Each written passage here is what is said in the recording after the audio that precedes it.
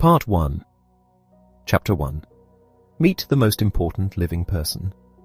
Somewhere along the journey of life, you will encounter the most vital individual you will ever meet.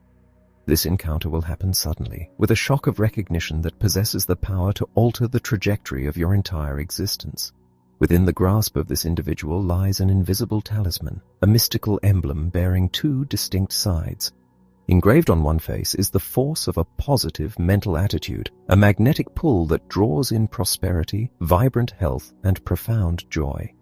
On the reverse is the mark of a negative mental attitude, a repelling energy capable of stripping away every beautiful aspect of living. The upward face of this talisman elevates men to the peaks of achievement and sustains them there. The downward face drags them into the valleys of despair, or yanks them from the summit once they have arrived. Consider the trajectory of a young boy born into the harsh realities of a tenant farming family in Louisiana. He was one of 7 children, and by the age of 5 he was already toiling in the fields. At 9 he was driving mules. Such a life of labor was not unusual. Poverty was widely accepted as an inescapable destiny by the people around him. Yet, this boy had a mother of uncommon vision. She adamantly refused to surrender her family to a life of deprivation. She would look at her son and firmly state that their impoverished condition was not a divine decree. They were poor, she insisted, simply because the father of the house had never cultivated the desire to be wealthy. No one in their lineage had ever dared to want anything better. This profound realization embedded itself deeply within the boy's consciousness. He began to direct his thoughts away from what he lacked and intensely toward what he desired. He nurtured a burning ambition to accumulate wealth. Deciding that sales offered the swiftest path, he spent 12 arduous years selling soap door to door, saving every possible penny. Eventually, the company that supplied him was put up for auction at a firm price of $150,000. He had amassed $25,000. Putting down his life savings as a deposit, he agreed to raise the remaining balance in a mere 10 days, risking the total loss of his money if he failed. He approached businessmen, friends, and investment groups, leveraging the respect he had earned over a decade of hard work. By the eve of the deadline, he was still $10,000 short. Having exhausted every known resource, he sat in the darkness of his room and sought a higher light. Kneeling, he asked for divine guidance to lead him to the individual who could provide the final funds in time. He resolved to drive down the street until he spotted the first illuminated business, taking that light as his profound answer. It was late into the night when he drove down a quiet Chicago avenue. Finally, he saw a solitary light burning in a contractor's office. Stepping inside, he faced a weary man he knew only slightly. With everything on the line, he boldly offered the man $1,000 in profit if he would write a check for the remaining $10,000. He laid bare his entire business venture, naming the other investors who had placed their faith in him. When he walked out of that office, the check was in his pocket. He would go on to build a vast empire, eventually acquiring controlling interests in multiple cosmetic, hosiery, and publishing companies. Looking back at his ascent, he echoed his mother's profound wisdom. His secret lay in knowing exactly what he desired and seeking the spiritual and intellectual nourishment to attain it. He studied sacred texts and writings on human potential, reading purposefully to recognize the opportunities that aligned with his ultimate goals. By keeping the positive side of his talisman facing upward, he transformed mere daydreams into tangible empires. He demonstrated that no matter the limitations of one's beginnings, a clearly defined goal pursued with an unwavering positive mindset can bridge the gap between poverty and abundance. The nature of the goal matters little, whether it is artistic mastery, scientific discovery, or cultivating a loving home. The power to attract the desirable or repel it remains absolute. This truth remains unshakable, even in the face of profound physical limitations. Every adversity carries within it the seed of an equivalent or even greater benefit for the individual willing to seek it. Imagine a child brought into the world without half of his right foot and bearing only a stub where his right arm should be. A boy like this could easily surrender to a life of quiet resignation. Yet he harbored a fierce desire to run, to compete, to play the games other children played. He wanted to be a football player. Fueled by this burning ambition, his parents fitted him with a wooden foot encased in a custom-made stubby shoe. Day after day, hour after hour, he stood on the field practicing his kicks, pushing his limits to achieve greater distances.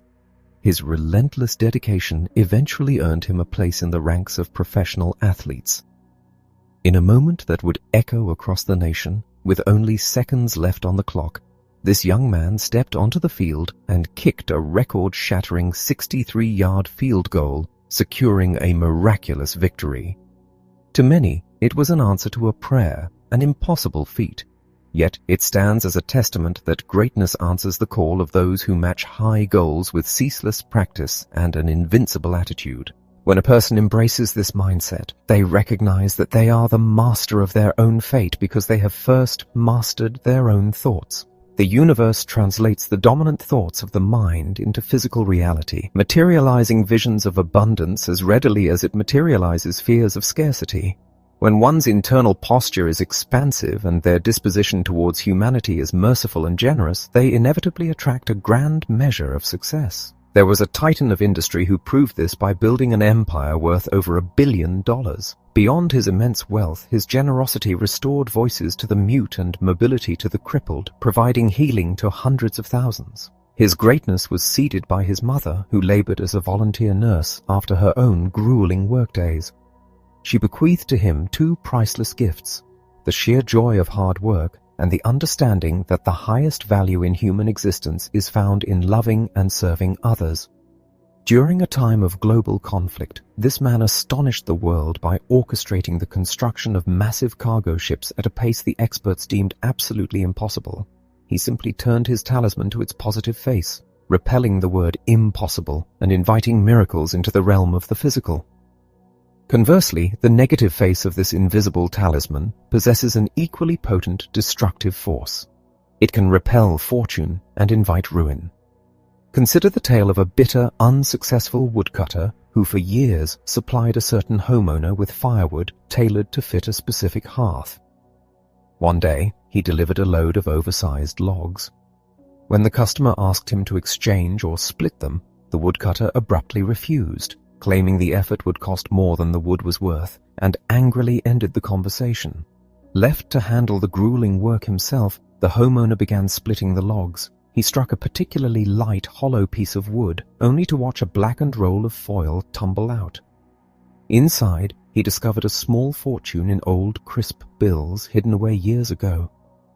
Driven by integrity, the homeowner called the woodcutter to ask where the trees had been felled, intending to return the money to its rightful owner. But the woodcutter's negative attitude flared once more. Suspicious and defensive, he refused to reveal his sources, certain the homeowner was trying to cheat him. He fiercely guarded his secret and in doing so, blindly turned his back on a windfall. The negative mind operates as an impenetrable shield against life's lucky breaks, ensuring that even when fortune knocks, the door remains firmly bolted. Yet, even when faced with bitter disappointment, a mind aligned toward the positive can transmute failure into fuel. A young insurance salesman once spent a freezing winter day trudging through the sleet, knocking on every door in a city block without making a single sale. Instead of succumbing to defeat, he cultivated a profound, inspirational dissatisfaction. He returned to his office, openly shared his total failure with his peers, and declared that the very next day he would retrace his exact steps and outsell them all combined. True to his word, he walked that identical block, faced the very same prospects, and broke company records by selling dozens of policies in a single sweep. He had successfully rearranged his internal posture, converting the leaden weight of rejection into the golden energy of unprecedented success. There is no great mystery to this power, though it is often mistaken for luck or genius. It is the simple, unwavering refusal to accept defeat. When an automotive pioneer commanded his engineers to cast an 8-cylinder engine block in a single solid piece, they unanimously declared it a physical impossibility. 6 months passed without results. A year passed, and still the engineers insisted it could not be done. The pioneer simply ordered them to keep working, and inevitably the impossible was achieved, propelling his company far ahead of all competition. To falter in this resolve is to risk becoming a shadow of one's potential. Imagine a magnificent racehorse, a creature of boundless spirit who ran neck and neck with the greatest champion of his era. For the entire race, He matched his legendary rival stride for stride, his attitude radiating victory. But in the final stretch, the champion was pushed to an explosive burst of speed, leaving the challenger far behind. The defeat was so deeply crushing that the challenger's spirit broke. He never ran with the same fire again.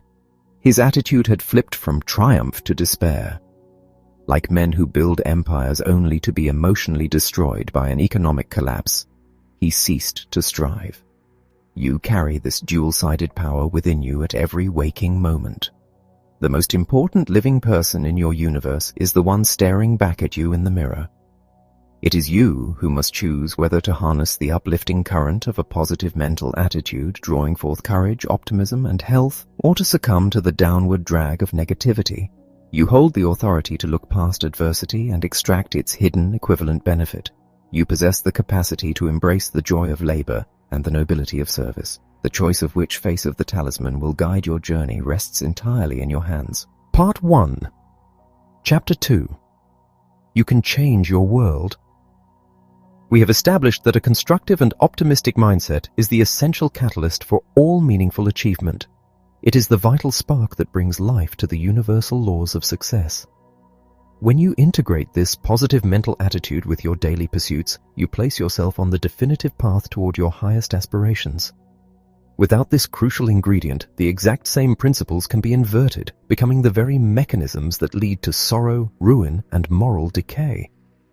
There are 17 fundamental principles that form the architecture of human achievement, distilled from the lifetimes of the most extraordinary individuals of the past century. To permanently secure a constructive mindset, one must make it a personal duty to master and apply these laws.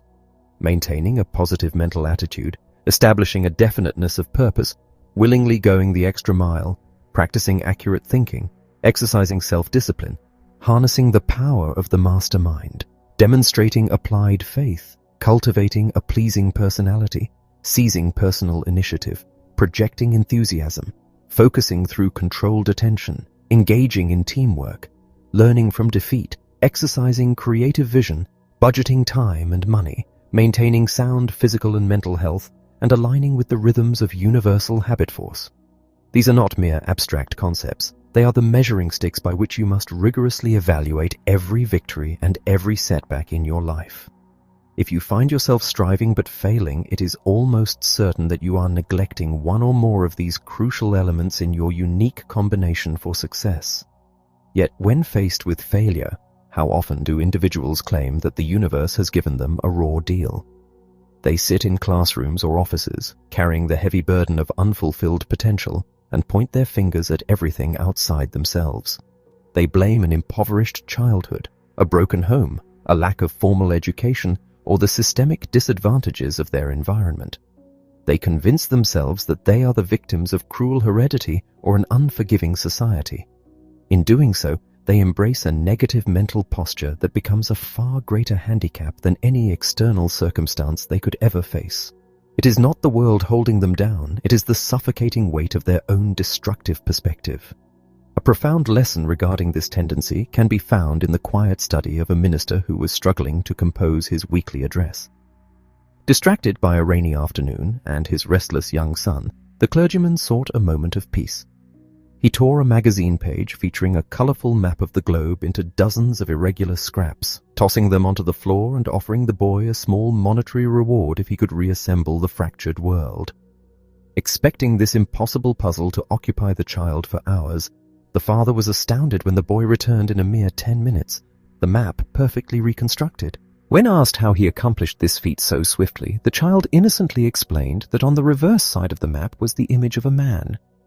He simply placed a sheet of paper over the fragments, turned them upside down, and focused on piecing together the human figure.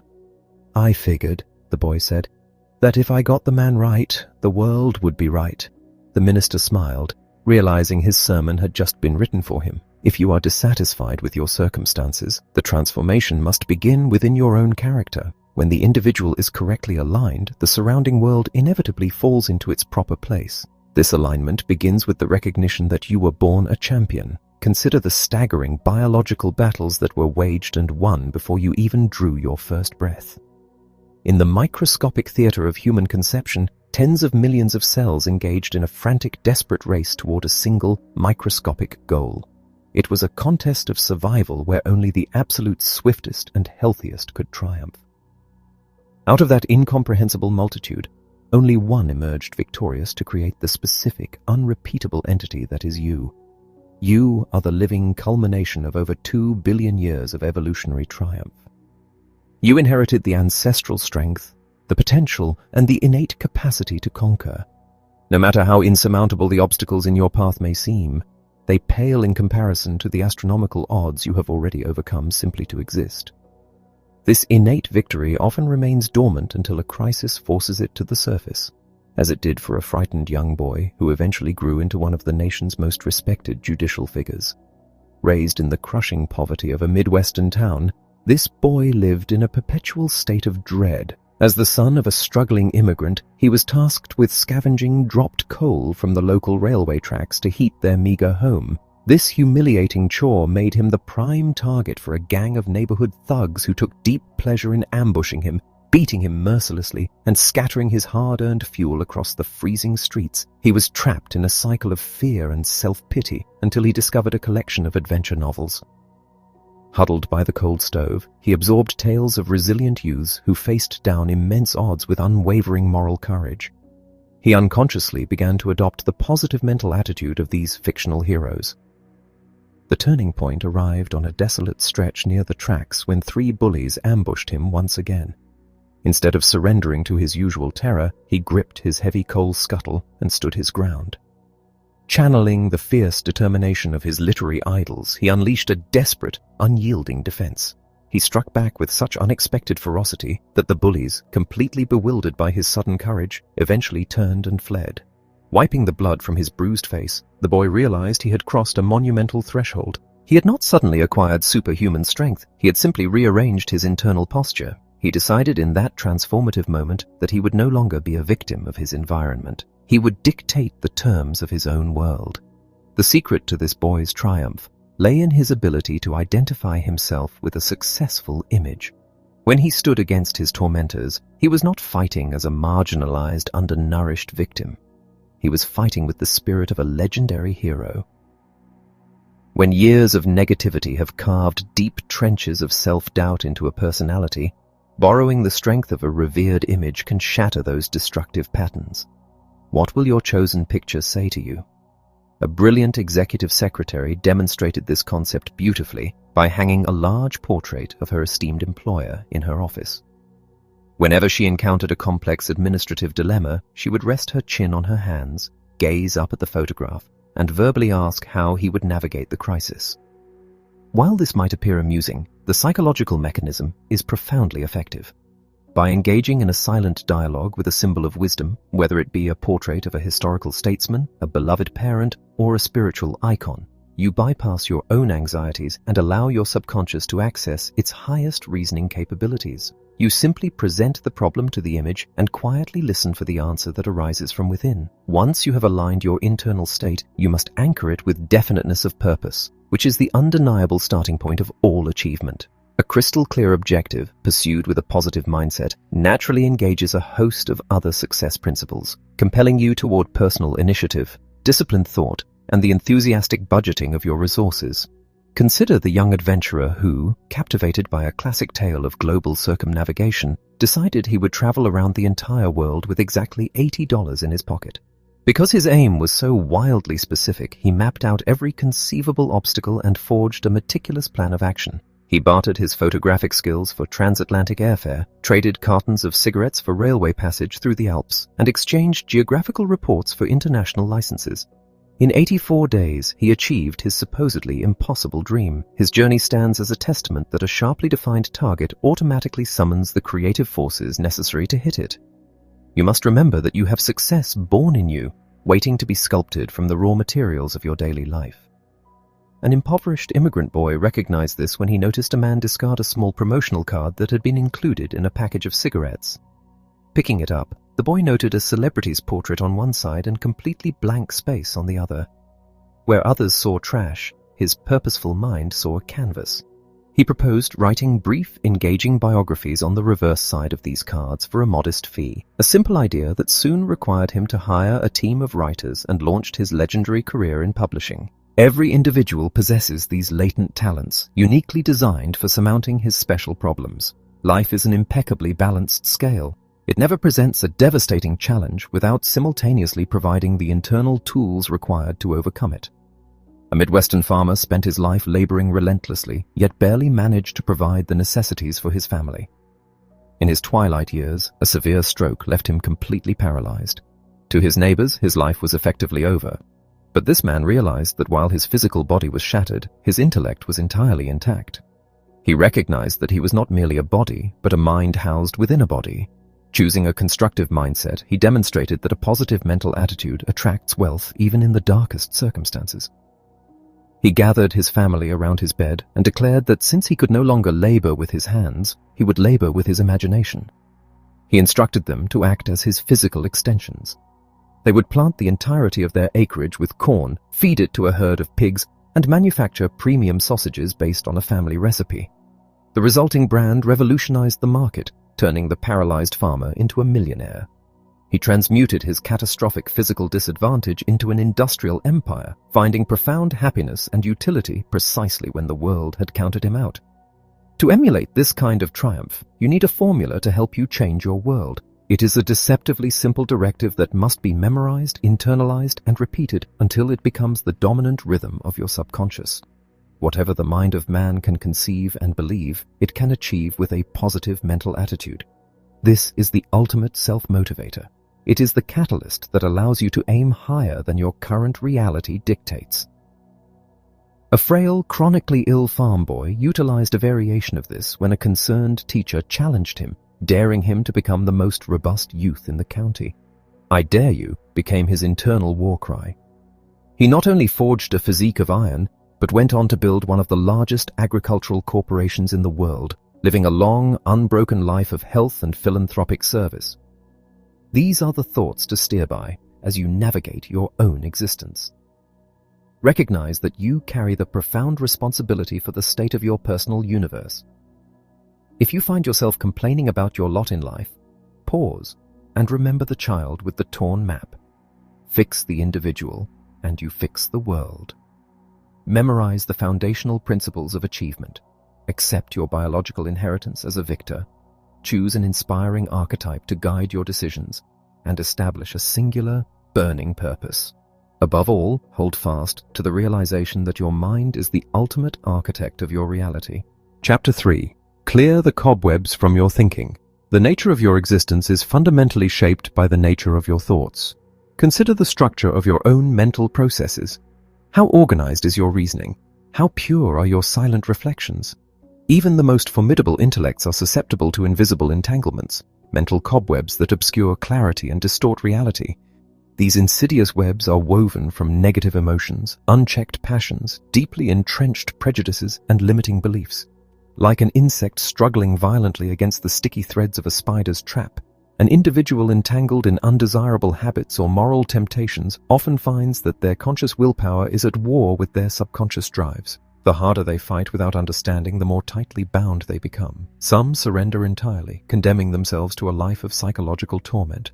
Others, however, discover how to harness the profound depths of the subconscious mind, guiding it consciously toward victory. Maintaining a positive mental attitude provides the essential tools to sweep away these cobwebs as soon as they form, keeping the mind liberated and focused. This mental liberation is achieved through the disciplined practice of accurate thinking. While logic provides the structured rules for such thinking, the human experience requires a broader understanding of how we actually operate. But we don't act from reason alone. If human beings functioned purely on logic, the science of reasoning would be sufficient for success. However, human action is rarely the product of cold calculation alone. Our decisions are heavily influenced by intuition, environmental factors, deeply ingrained habits, and sudden emotional urges. A common intellectual cobweb is the false assumption that we base our choices solely on reason, when in truth our conscious actions frequently stem from an underlying desire to do exactly what we want to do. Even esteemed philosophers fall prey to this.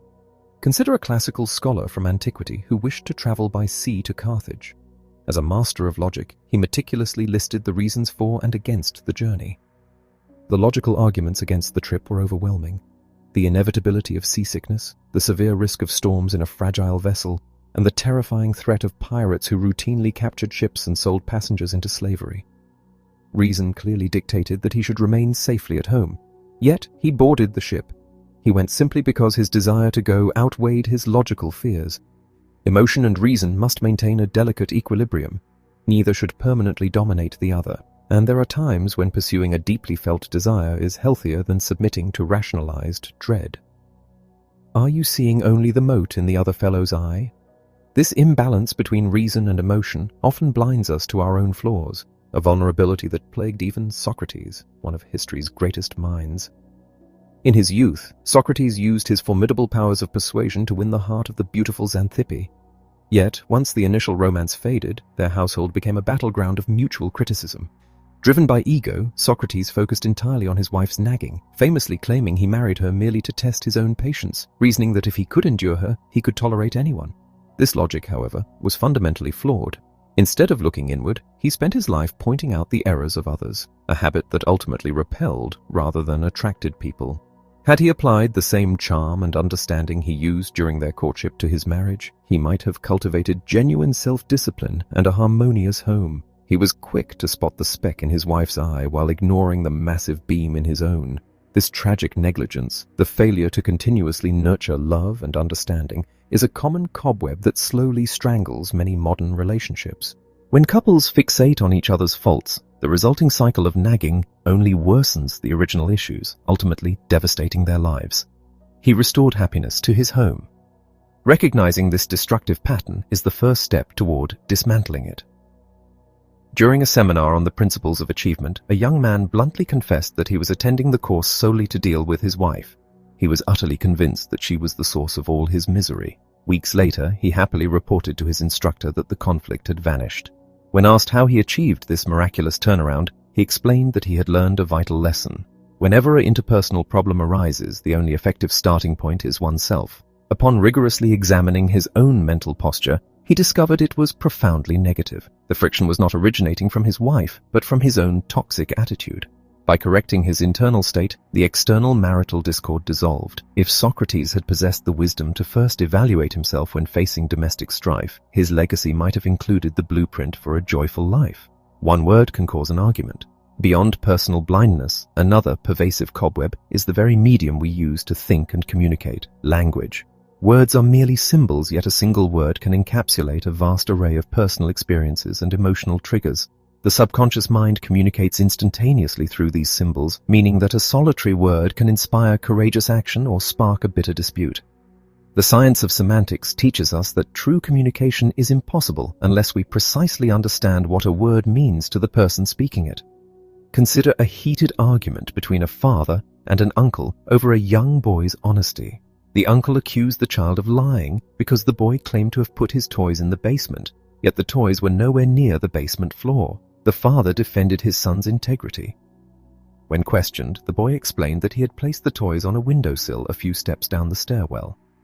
To the child's mind, the basement encompassed the entire spatial volume from the floor to the ceiling. He hadn't lied. He simply operated under a different definition of the word basement to justify his laziness. The entire conflict rested on a semantic misunderstanding. Let's start with a meeting of the minds. To avoid such needless friction, one must establish a clear meeting of the minds. A brilliant example of this occurred when an aggressive university student confronted an eminent clergyman, boldly declaring himself an atheist who rejected God. Recognizing that the student was trapped in a web of undefined terms, the wise minister did not react with defensiveness. Instead, he calmly asked the young man to describe the exact nature of the God he refused to believe in.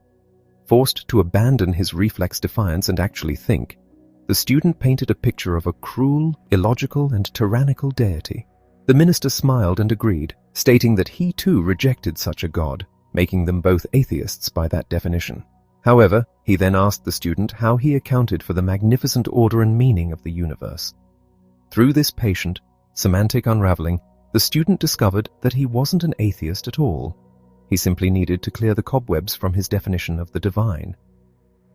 Frog legs taught him logic. Just as undefined words create confusion, reasoning from a false premise guarantees a flawed conclusion. One must be exceedingly careful about the foundational beliefs upon which they build their logic. A man once ordered jumbo frog legs at a restaurant and found them utterly repulsive. He immediately formed a logical yet completely erroneous conclusion. Large frog legs taste terrible. Years later, at a different establishment, he requested small frog legs but was served the jumbo variety. Preparing for a miserable meal, he was shocked to find them delicious. Upon reflection, he realized his initial premise was false. The first meal was awful, not because the frog legs were large, but because the meat had been spoiled. He had incorrectly associated size with poor quality. Whenever we use absolute, restrictive words like always, never, or impossible as the basis for our reasoning, we are likely spinning cobwebs of false premises that will inevitably lead us to inaccurate and limiting conclusions. Necessity plus PMA can motivate you to succeed. One specific word that frequently acts as a catalyst for either profound success or devastating ruin is necessity.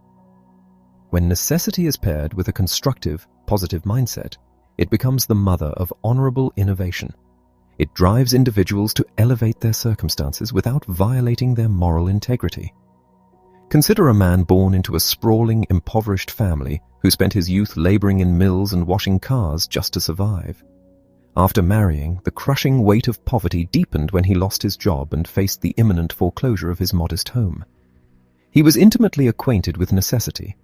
However, driven by a deep religious faith and inspired by literature on personal achievement, he chose to aim exponentially higher rather than surrender to despair. He set a definitive, audacious goal to acquire enough wealth to retire by age 50. Guided by a positive attitude, he utilized his desperate necessity as rocket fuel, eventually founding a bank, becoming a mayor, and retiring a wealthy, philanthropic man at 44. He proved that true necessity never requires a compromise of character, necessity, NMA, and crime. Conversely, when necessity is infected by a negative mental attitude, it becomes the father of deception and crime. Prisons are filled with individuals who, when asked why they embezzled or stole, offer the identical, hollow excuse: "I had to." They allowed mental cobwebs to convince them that their desperate circumstances justified the abandonment of their morality. During a counseling session in a federal penitentiary, an infamous organized crime boss was asked how his reign of terror began. His tearful, one-word answer was necessity. He then attempted to justify his horrific legacy by citing various undocumented good deeds, demonstrating yet another cobweb: the delusion that occasional charity somehow neutralizes a life built on violence and theft. He allowed the negative interpretation of necessity to destroy his soul, his peace of mind, and the lives of countless others. He was a teenage problem child, yet even those who have plunged deeply into moral decay can sweep away their cobwebs and orchestrate a magnificent redemption. History records the life of a brilliant, passionate youth who reveled in being the worst among his peers. He was a chronic liar, a thief, a gambler, and a slave to his darkest sensual appetites. Despite his mother's agonizing prayers and his own elite education, he seemed hopelessly lost to his vices. He experienced profound internal battles, deeply ashamed that less educated men possessed the self-mastery he lacked. He searched desperately through sacred texts, fighting and losing repeatedly. But persistence is the hallmark of eventual victory. During a moment of crushing remorse, he heard what he believed to be a divine instruction to open a book. His eyes fell upon a passage commanding him to abandon his rioting and drunkenness and to elevate his spirit. In that instant, his remorse crystallized into an irrevocable decision. He surrendered his destructive habits and dedicated his formidable intellect to the service of humanity. This former delinquent transformed into one of the most influential spiritual figures in history, ultimately canonized as a saint. His life stands as eternal proof that no mind is too entangled to be swept clean. You don't try to interfere with God. The transformation of such individuals often begins with the insights found in sacred and inspirational writings. Yet there are some deeply religious people whose minds are clouded by a specific paralyzing cobweb: the fear that attempting to harness the power of their own minds is somehow a sacrilegious interference with the divine will. They hesitate to explore their mental potential, mistakenly believing they are meant to be passive recipients of fate. However, the most profound inspirational texts, including the scriptures themselves, are designed to awaken the reader's capacity to direct their thoughts and ordain their destiny. When spiritual leaders encourage self-betterment, they frequently draw upon ancient wisdom that explicitly commands believers to actively manage their internal world. Principles stating that a person becomes what they think, or that faith must be coupled with rigorous action, are fundamental spiritual laws. Believing in one's capacity to shape reality through a focused, faithful mind is not an interference with a higher power, but rather the fulfillment of one's highest potential. Ignorance is the result of inertia. When you carefully examine the various mental cobwebs, whether they are destructive passions, semantic misunderstandings, false premises, or paralyzing fears, you will realize they are all spun by a negative mental attitude. Furthermore, the thickest, most impenetrable strand holding these webs together is the cobweb of inertia. Inertia is the force that keeps you stagnant, or if you are heading toward disaster, it prevents you from applying the brakes. Inertia breeds ignorance. When a person stubbornly refuses to open their mind to new facts or universal truths, they remain trapped in a self-imposed darkness. A positive mindset, even if currently lacking specific knowledge, recognizes that truth exists independently of one's current understanding. Therefore, the constructive mind remains open, ready to abandon false premises the moment greater enlightenment arrives. You must make the conscious choice to shatter the inertia, clear the accumulated debris from your thinking, and prepare yourself to explore the vast, uncharted territories of your own mental power. Thoughts to steer by.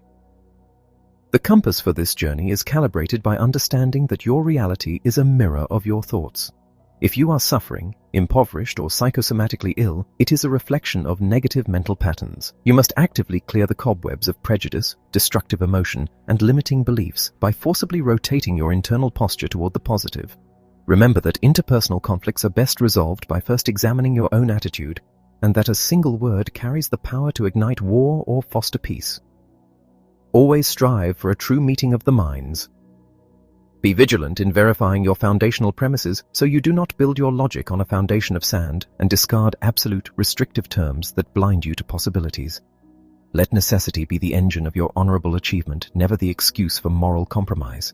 Never surrender hope for those who seem lost, for even the most troubled soul can reform and illuminate the world. Above all, separate enduring truth from fleeting fiction and take absolute command of your thoughts, so you may consciously govern your emotions and actively ordain your destiny.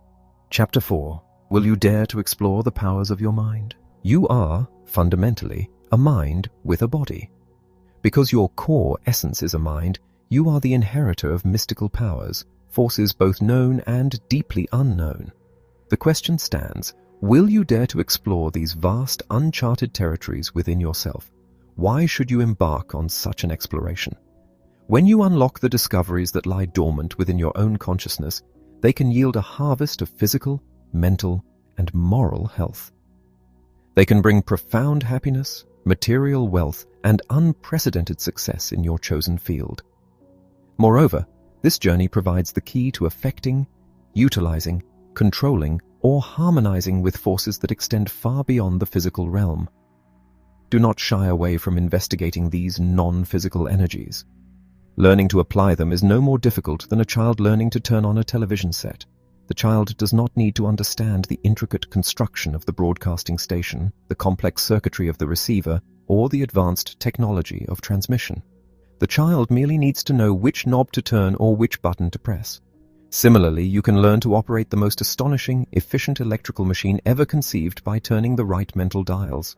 This sublime machine, a masterpiece of divine power, belongs entirely to you. It is your body. It is composed of over 80 trillion electrical cells with numerous complex component parts. The true marvel of this mechanism, however, weighs a mere 50 ounces. It is your brain and your nervous system, a network of over 10 billion cells that continuously generate, receive, record, and transmit energy. This is the command center through which your body is directed and your mind functions. Your mind itself is dual-natured, divided into the conscious and the subconscious. These two halves must synchronize. While science has mapped much of the conscious mind, it has only been within the last century that we have seriously begun to chart the vast oceanic depths of the subconscious. This is despite the fact that primitive peoples have instinctively tapped into these mystical subconscious powers since the dawn of human history. Let us begin our own deliberate exploration of this realm now. Day by day, in every way, I am getting richer and richer. To understand this journey, consider the life of Bill McCall of Sydney, Australia. His path from crushing defeat to monumental achievement began with a simple, profound realization. At 19, Bill started a business dealing in hides and skins, and he failed completely. At 21, he ran for a seat in the federal Congress, and again he faced bitter defeat. Instead of allowing these setbacks to destroy his spirit, Bill cultivated an inspirational dissatisfaction. He possessed a burning desire to become wealthy, and he believed the rules for acquiring riches could be found in the pages of inspirational literature. While browsing a library, he was drawn to a book about thinking and growing rich. He read it, reread it, and read it a third time, yet the exact method for applying its principles to his own life eluded him. It was during his fourth reading, while walking down a busy Sydney street, that the breakthrough occurred. He stopped in front of a shop window, and in a fraction of a second, a flash of pure inspiration struck him. He startled himself and passers-by by shouting aloud, "That's it! I've got it!" He hurried home, his mind racing with his new discovery. He had been reading a chapter on autosuggestion, the medium for influencing the subconscious mind. He remembered that in his childhood, his father had read aloud from Émile Coué's work on self-mastery through conscious autosuggestion. Bill realized that if Coué could use this principle to heal the sick, the exact same mechanism could be used to acquire riches or achieve any other burning desire. The concept was revolutionary to him.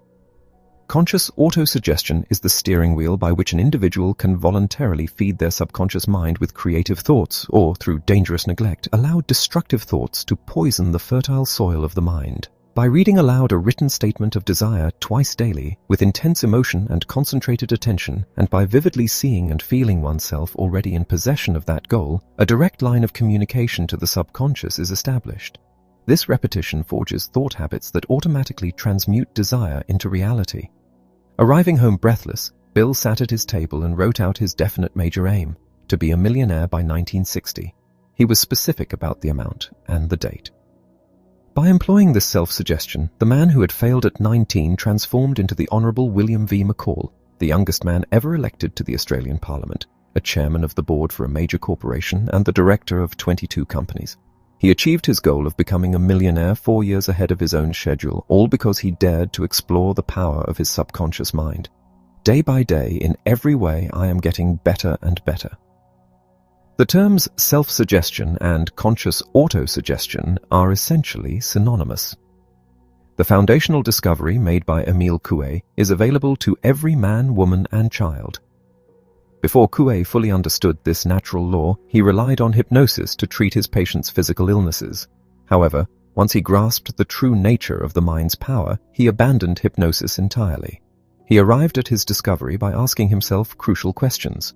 First, he asked, is it the suggestion of the doctor, or the suggestion within the mind of the patient that actually brings about the cure? His conclusive proof showed that it was the patient's own mind, reacting consciously or subconsciously, that affected the healing. Without the patient's internal acceptance, either through unconscious autosuggestion or conscious self-suggestion, any external suggestion from a doctor was powerless. His second question naturally followed. If a doctor's words merely stimulate the patient's internal suggestion, why can't the patient deliberately use healthful, positive suggestions on himself? And equally important, why can't he consciously refuse to accept harmful, negative suggestions? The answer was profound in its simplicity. Anyone can be taught to cultivate a positive mental attitude through repeated positive affirmations. The most famous of these is the daily repetition. Day by day, in every way, through the grace of God, I am getting better and better. This deliberate feeding of the subconscious mind is the key to personal mastery. When death's door is about to open, this power of self-suggestion is not merely a tool for achieving wealth or general well-being, it can be the literal difference between life and death. Every individual is constantly responding to unconscious autosuggestion, driven by habit and inner urges. But when a person armed with a positive mental attitude faces a severe crisis, the self-motivators they have deliberately memorized will flash from the subconscious to the conscious mind to rescue them. Consider the harrowing experience of Ralph Wepner. In the dead of night, in a small hospital room in Australia, 2 nurses kept vigil over Ralph's body. He had suffered a massive heart attack the previous afternoon and had been in a deep coma for 6 hours. His family waited anxiously in the corridor. The attending physician, believing all hope was lost, had left to tend to another critical patient. Ralph was completely paralyzed. He could not move a single muscle, utter a sound, or feel any physical sensation. Yet his mind was lucid. He could clearly hear the nurses talking. He heard one urgently ask, "He's not breathing! Can you pick up a beat?" And the grim reply, "No." Again and again he heard them confirm the absence of his pulse. Internally, Ralph was thinking, "I'm all right, but I must tell them." He felt a strange amusement that they believed he was gone, but his physical body refused to obey his commands. He tried desperately to open his eyes, to move a finger, to turn his head, but there was zero response. It was in this desperate moment, hovering at the threshold of death, that a self-motivator he had previously memorized flashed into his consciousness. "You can do it if you believe you can." Fueled by this self-suggestion, he focused his entire being on a single, minute action. He fought against the paralysis with relentless mental determination until, finally, he heard a nurse gasp, "I saw one eyelid flicker! He's still there!" Through sheer, sustained willpower, Ralph managed to open both eyes. The doctor was summoned back, and through their combined efforts, Ralph was pulled back from the brink. The conscious auto-suggestion he had embedded in his mind had literally saved his life when his body had given up. Hidden persuaders. While we can consciously direct our minds, we must also recognize that unseen forces continuously affect our subconscious, often subliminally, below the threshold of our conscious awareness. These forces can originate from known physical causes or from unknown sources. The concept of subliminal influence became widely recognized following the revelation of experiments in hidden persuasion. In a famous test conducted in a movie theater, advertising messages were flashed onto the screen at such a rapid speed, a fraction of a second, that the audience was entirely unaware of them. Over 6 weeks, tens of thousands of patrons were unknowingly subjected to these invisible messages promoting products sold in the lobby. The results were staggering. Sales for one product skyrocketed over 50%, and the other nearly 20%. The subconscious mind effortlessly absorbed these fleeting impressions and translated them into physical action. When these findings were made public, there was widespread fear of subtle brainwashing and the manipulation of consumer habits. However, this same power can be harnessed for tremendous good. If subliminal suggestion can compel a person to buy a beverage, imagine its potential if used to flash empowering self-motivators.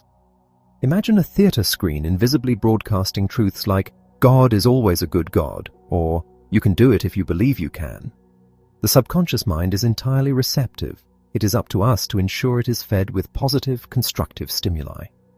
Why did the SS Andrea Doria and the SS Valchum sink? Other known physical forces can dramatically alter human consciousness.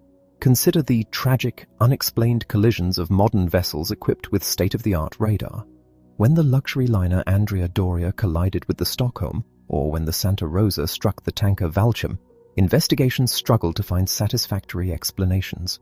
The radar operators had tracked the approaching vessels, yet the disasters occurred. The answer may lie in the unseen physical waves emitted by the radar equipment itself.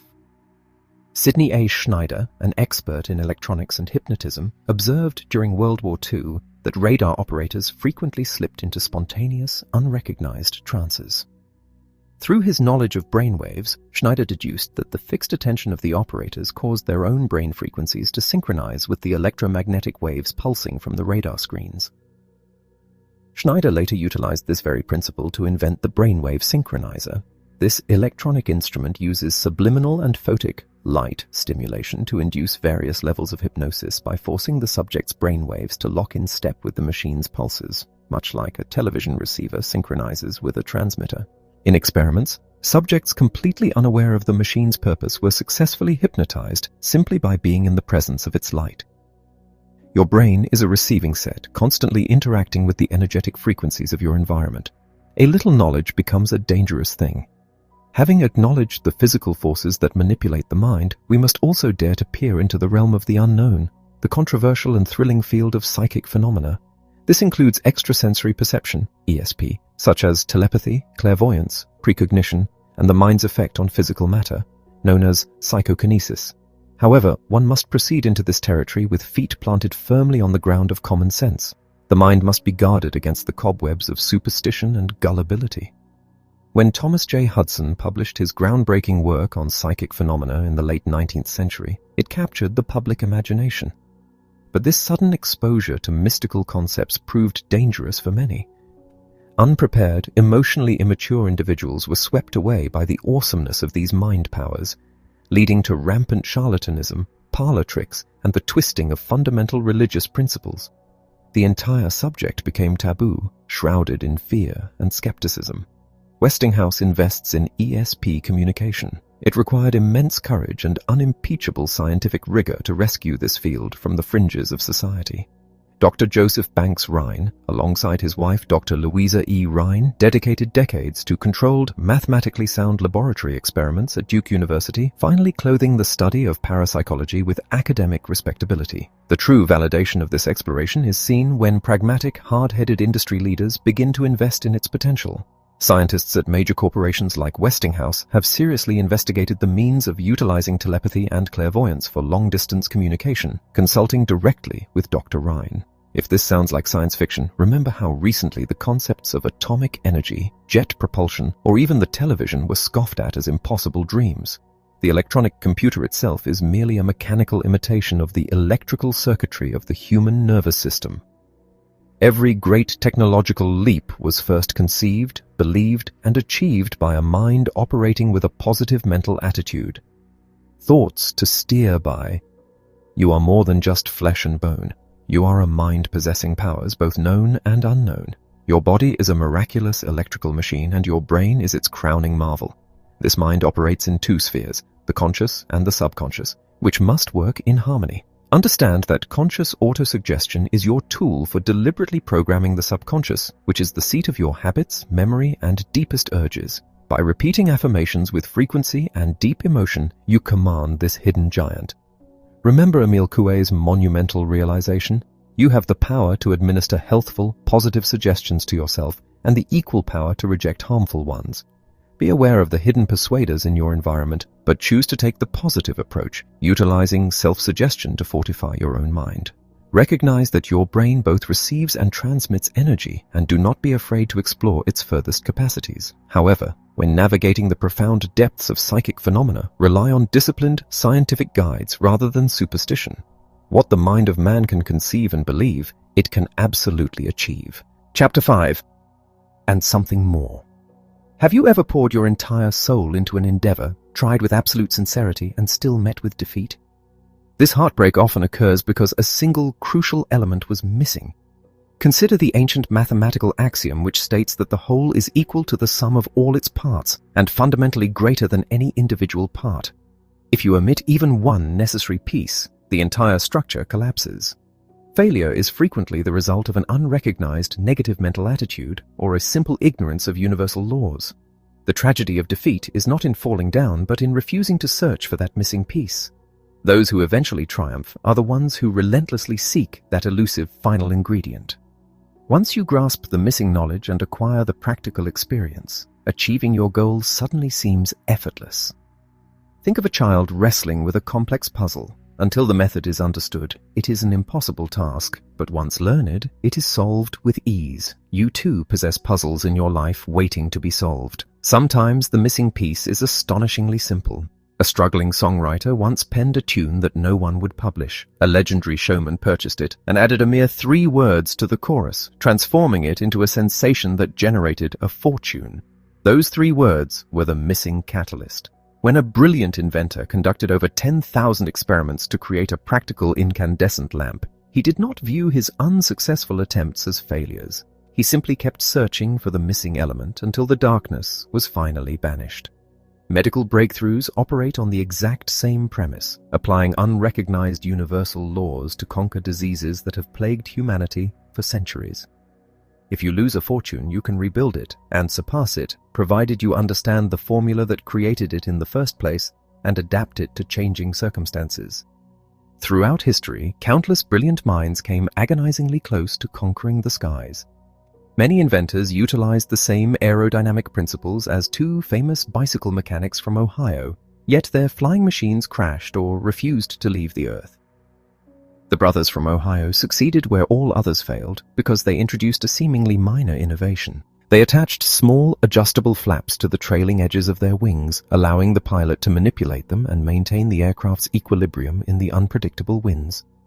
These simple flaps were the ancestors of the modern aileron. The monumental difference between staying grounded and taking flight was not a matter of massive redesign, but the inspired quality of a small addition. This razor-thin margin between obscurity and historical immortality was vividly illustrated in the fierce legal battles over the invention of the telephone. Numerous brilliant minds held prior patents or claimed early success in transmitting sound via electricity. One German inventor came incredibly close. He successfully built a device that could transmit the tones of music, yet he could never make it transmit articulate human speech. He conceded this limitation, unaware that if he had simply turned one specific screw a fraction of an inch, he would have transformed his intermittent electrical current into a continuous one, achieving complete success. The highest court in the land ultimately ruled against him and in favor of the man who actually achieved speech transmission. The court noted that the earlier inventor relied on breaking the electrical circuit with a slight pause, a method incapable of carrying the complexities of the human voice. The successful inventor, however, utilized a continuous, unbroken direct current. The earlier inventor stopped just short of the ultimate breakthrough, while the victor took up the work, added the crucial missing element, and changed human communication forever. The difference was merely the application of an unapplied universal law.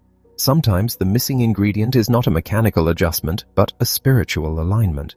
A legendary builder of massive earth-moving equipment often captivated audiences by speaking reverently of his silent senior partner.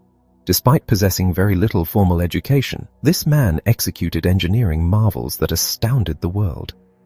During the construction of a colossal dam in the western deserts, he faced financial ruin when his crews struck an unexpected, impenetrable layer of solid rock. The exorbitant cost of drilling through this barrier obliterated his budget, leaving him entirely broke. Instead of surrendering to bitter despair, he turned inward. He expressed profound gratitude for the assets he still possessed: a resilient body, capable hands, and a functioning intellect. In his darkest hour, he discovered his most vital asset: a silent, spiritual partnership that he credited with every subsequent triumph in his business and personal life. Years later, while flying home from an engagement, this industrialist awoke from a nap, pulled a small notebook from his pocket, and hurriedly scribbled down a few lines. When asked about it upon landing, he had no conscious memory of writing the note. Yet, upon examining the page, he found the exact mechanical solution to a complex machinery problem that had baffled his engineers for months. He had developed the vital habit of capturing flashes of inspiration the very moment they surfaced from the subconscious. Even the most profound theoretical physicists, men who unraveled the cosmic mysteries of energy and matter, relied on the simplest of tools, a pencil and paper, to record their questions and the answers that flowed into their minds. This process of capturing ideas is the bedrock of creative thinking. A prominent advertising executive built an empire on the premise that everyone possesses creative ability, though most have never been taught how to unleash it.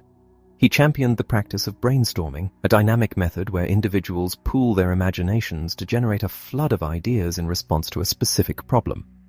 The crucial rule is that these ideas must be recorded instantly, without any critical judgment or censorship during the generation phase. Only later are they sifted and evaluated for practicality. This method of liberating the mind has revolutionized classrooms, corporate boardrooms, and laboratories worldwide. A profound American philosopher and inventor took this concept of deliberate ideation to an extraordinary level. He refined hundreds of patents that previous inventors had abandoned just short of perfection. His method was to deeply analyze the flawed patent applications until he isolated the exact missing element. Then he would retreat to a specialized, soundproof room furnished with nothing but a table, a chair, and a notepad. He called this practice sitting for ideas. Closing the door and turning off the lights, he would engage in intense, controlled concentration, directing his subconscious mind to supply the solution. Sometimes the answers flooded in immediately. Other times he sat in darkness for hours. The moment the idea crystallized, he would illuminate the room and frantically write. He maintained that these breakthroughs originated from 3 distinct reservoirs: the accumulated knowledge stored within his own subconscious, the collective knowledge of others accessed through telepathic resonance, and the boundless universal storehouse of infinite intelligence. which holds all facts and can be tapped by a receptive mind. He purposefully carved out the time and space to seek the missing elements, and he followed his revelations with decisive action. When you dare to search for that which is missing, you must also be prepared to accept that your journey might lead you somewhere entirely unexpected. Consider the epic saga of the great Genoese explorer who meticulously studied astronomy, geometry, and the accounts of ancient mariners. Through rigorous deductive reasoning, he formed an unshakable conviction that the world was a sphere and that the rich continents of the East could be reached by sailing westward. For a decade, he endured the mockery of scientific advisors, the deception of monarchs, and the crushing weight of repeated rejections. Yet he kept his mind fixed on his objective. When he finally secured the ships and braved the terrifying unknown of the Western Ocean, he landed on lush, tropical islands. He returned to Europe in triumph, displaying exotic flora, unknown birds, and gold, entirely convinced he had reached the outskirts of Asia. He had completely failed to achieve his original objective. He never found the sea route to India. However, in his failure, he discovered something infinitely more vast, an entire new world. Like this daring navigator, you may set sail for a specific, magnificent obsession and fail to reach that exact shore.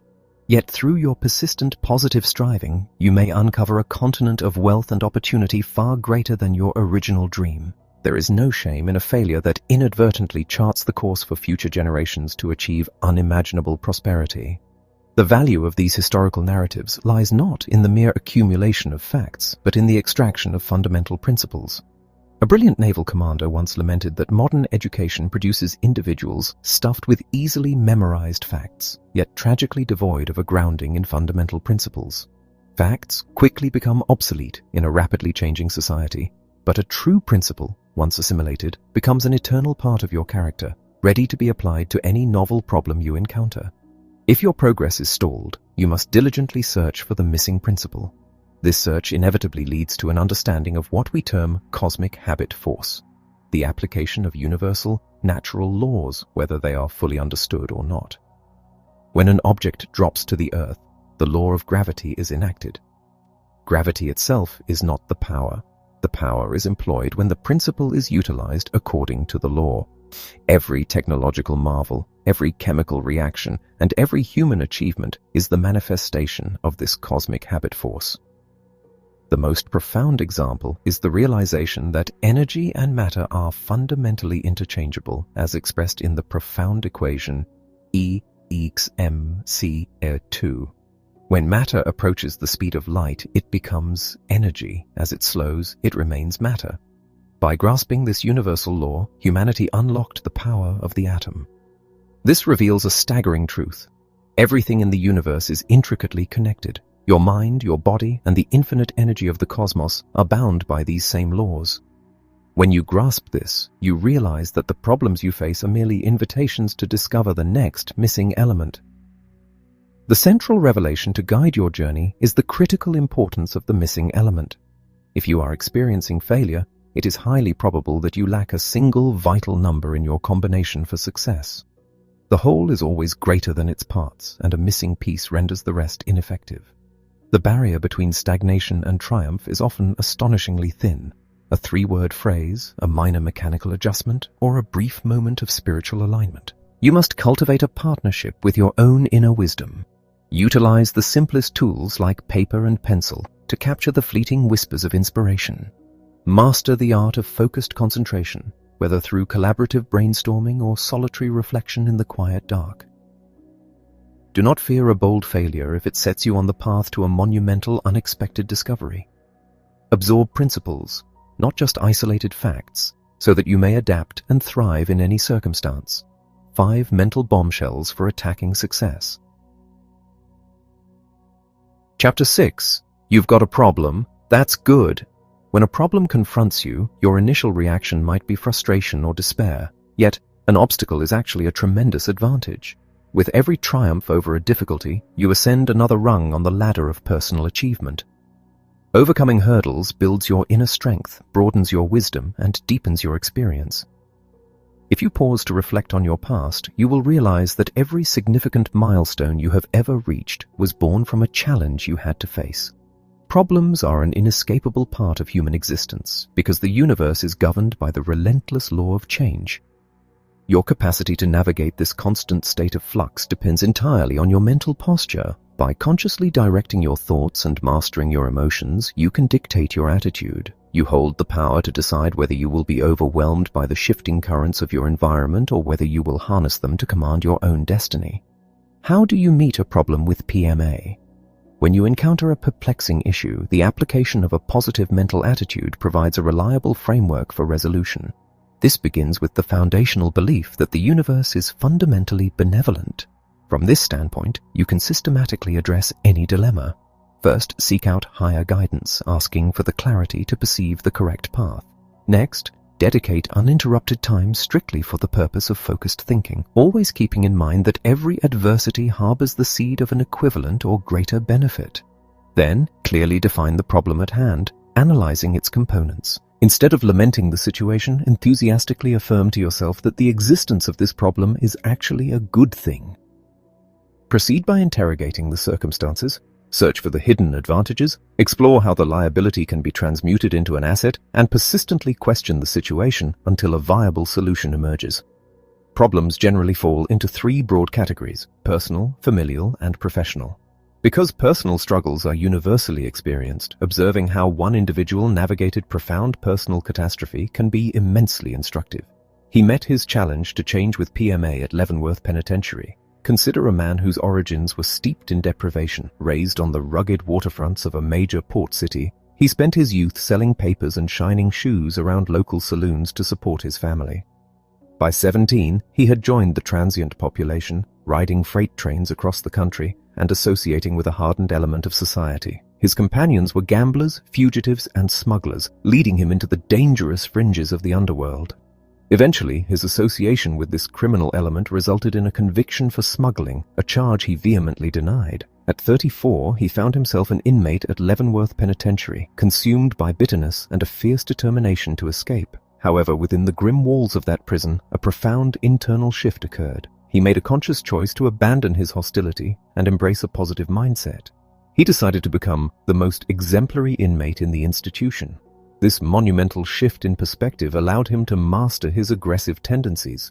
He forgave those who had prosecuted him and relinquished his hatred for the judge who had handed down his sentence. Seeking a better path, he turned to the prison library and began an earnest study of the Bible, finding daily inspiration and guidance that would sustain him for the rest of his life. His transformed behavior soon caught the attention of the prison authorities. Learning of an upcoming vacancy in the prison's power plant, he utilized the library to study electricity, though he knew nothing about it initially. His earnestness and positive demeanor impressed the deputy warden, earning him the position. Through relentless study and a constructive attitude, he eventually rose to become the superintendent of the power plant, overseeing 150 men and inspiring them to better their own circumstances. During this time, he also extended his friendship to a newly arrived inmate, the president of a major manufacturing company. Grateful for the support, the executive offered him employment upon his release. True to his word, the executive hired the former inmate as a laborer when his sentence concluded. Driven by his unyielding positive attitude, the former prisoner rapidly ascended the corporate ladder, moving from laborer to foreman, then to superintendent, and eventually to vice president. Upon his mentor's passing, he assumed the presidency of the corporation, transforming it into the largest enterprise of its kind and exponentially increasing its revenues. His exemplary life culminated in a presidential pardon, restoring his full citizenship rights. He dedicated his later years to philanthropic endeavors, notably employing hundreds of former convicts to assist in their rehabilitation, never forgetting his own past. His incarceration, which could have been the end of his life, became the catalyst for his ultimate triumph because he chose to meet his darkest hour with a positive mental attitude. You can transmute sex into virtue or vice. The story of the rehabilitated prisoner underscores the contagious nature of both positive and negative associations, a crucial factor in shaping one's destiny. Another profound force that demands mastery is the primal energy of human sexuality. This powerful drive represents one of the most significant challenges of change in a person's life. Like all profound energies, it possesses the capacity for immense good or devastating destruction, depending entirely on how it is directed. It is a biological imperative, a divine gift designed for the continuation of the species. Yet the distinction between its manifestation as a virtue or a vice lies solely in one's mental attitude. The sexual instinct is a dominant force within the subconscious mind, influencing behavior and intensifying other emotional drives. When this subconscious urge conflicts with the conscious will, the vivid power of imagination often ensures that the primal drive triumphs. Therefore, the conscious mind must actively engage to channel, control, and harmonize with this potent energy. By choosing to transmute this force into virtuous action, an individual overcomes a monumental personal hurdle, fostering superior physical, mental, and moral well-being. And what are the 7 virtues? To effectively direct this energy, one must understand the nature of virtue itself, which encompasses moral excellence, rectitude, and valor. The classical framework identifies 7 primary virtues. Prudence is the capacity to govern oneself through the disciplined application of reason. Fortitude represents the mental fortitude to confront danger, endure adversity with unwavering courage, and tackle difficult tasks with unyielding resolve. Temperance dictates habitual moderation in yielding to passions and appetites. Justice is the unwavering commitment to right action, fair dealing, and uncompromised integrity. Faith signifies a profound trust in a higher divine order. Hope embodies the eager desire and confident expectation of attaining one's worthy objectives. Charity, the highest of these, is the unconditional love for all humanity, characterized by goodwill, benevolence, and a tolerant, understanding spirit. How can you transmute the power of sex into the good and the beautiful? Channeling sexual energy toward these noble virtues requires deliberate effort and the application of foundational principles. One must steadfastly focus on desired, long-term objectives rather than fleeting distractions. A well-rounded, balanced life coupled with deep immersion in a labor of love occupies the mind and constructively utilizes surplus energy. Cultivating a magnificent, overarching purpose in life provides a compelling focal point that transcends base urges. Furthermore, carefully selecting an environment that fosters growth and consciously memorizing empowering self-motivators ensures that the conscious mind is equipped to direct the subconscious when challenged. It takes only one idea, followed by action, to succeed when others fail. While some personal struggles involve deep psychological and moral forces, professional and business dilemmas often require only a shift in perspective and swift, decisive action. Consider the economic desolation of the late 1930s, when premium office space in a major metropolitan area stood largely vacant. An atmosphere of defeatism permeated the real estate market, with most managers convinced that the economic climate made advertising futile. Into this environment stepped a new building manager who possessed a positive mental attitude. Taking charge of a massive structure that was only 10% occupied, he refused to accept the prevailing negativity. Instead, he viewed the empty building not as a disaster, but as a thrilling challenge. He clearly defined his goal: absolute full occupancy with premium tenants. Knowing that conventional methods would fail in a depressed market, he devised a bold strategy. He sought out the most desirable prospects in the city and ignited their imaginations by offering them custom-designed, beautifully redecorated offices at a rental rate no higher than their current inferior spaces. Furthermore, he offered to assume the remaining obligations of their existing leases. His logic was impeccable. An empty office generated zero revenue, so he risked nothing by offering generous terms. The cost of remodeling would permanently enhance the building's value, and by assuming short-term leases, he secured long-term, satisfied tenants.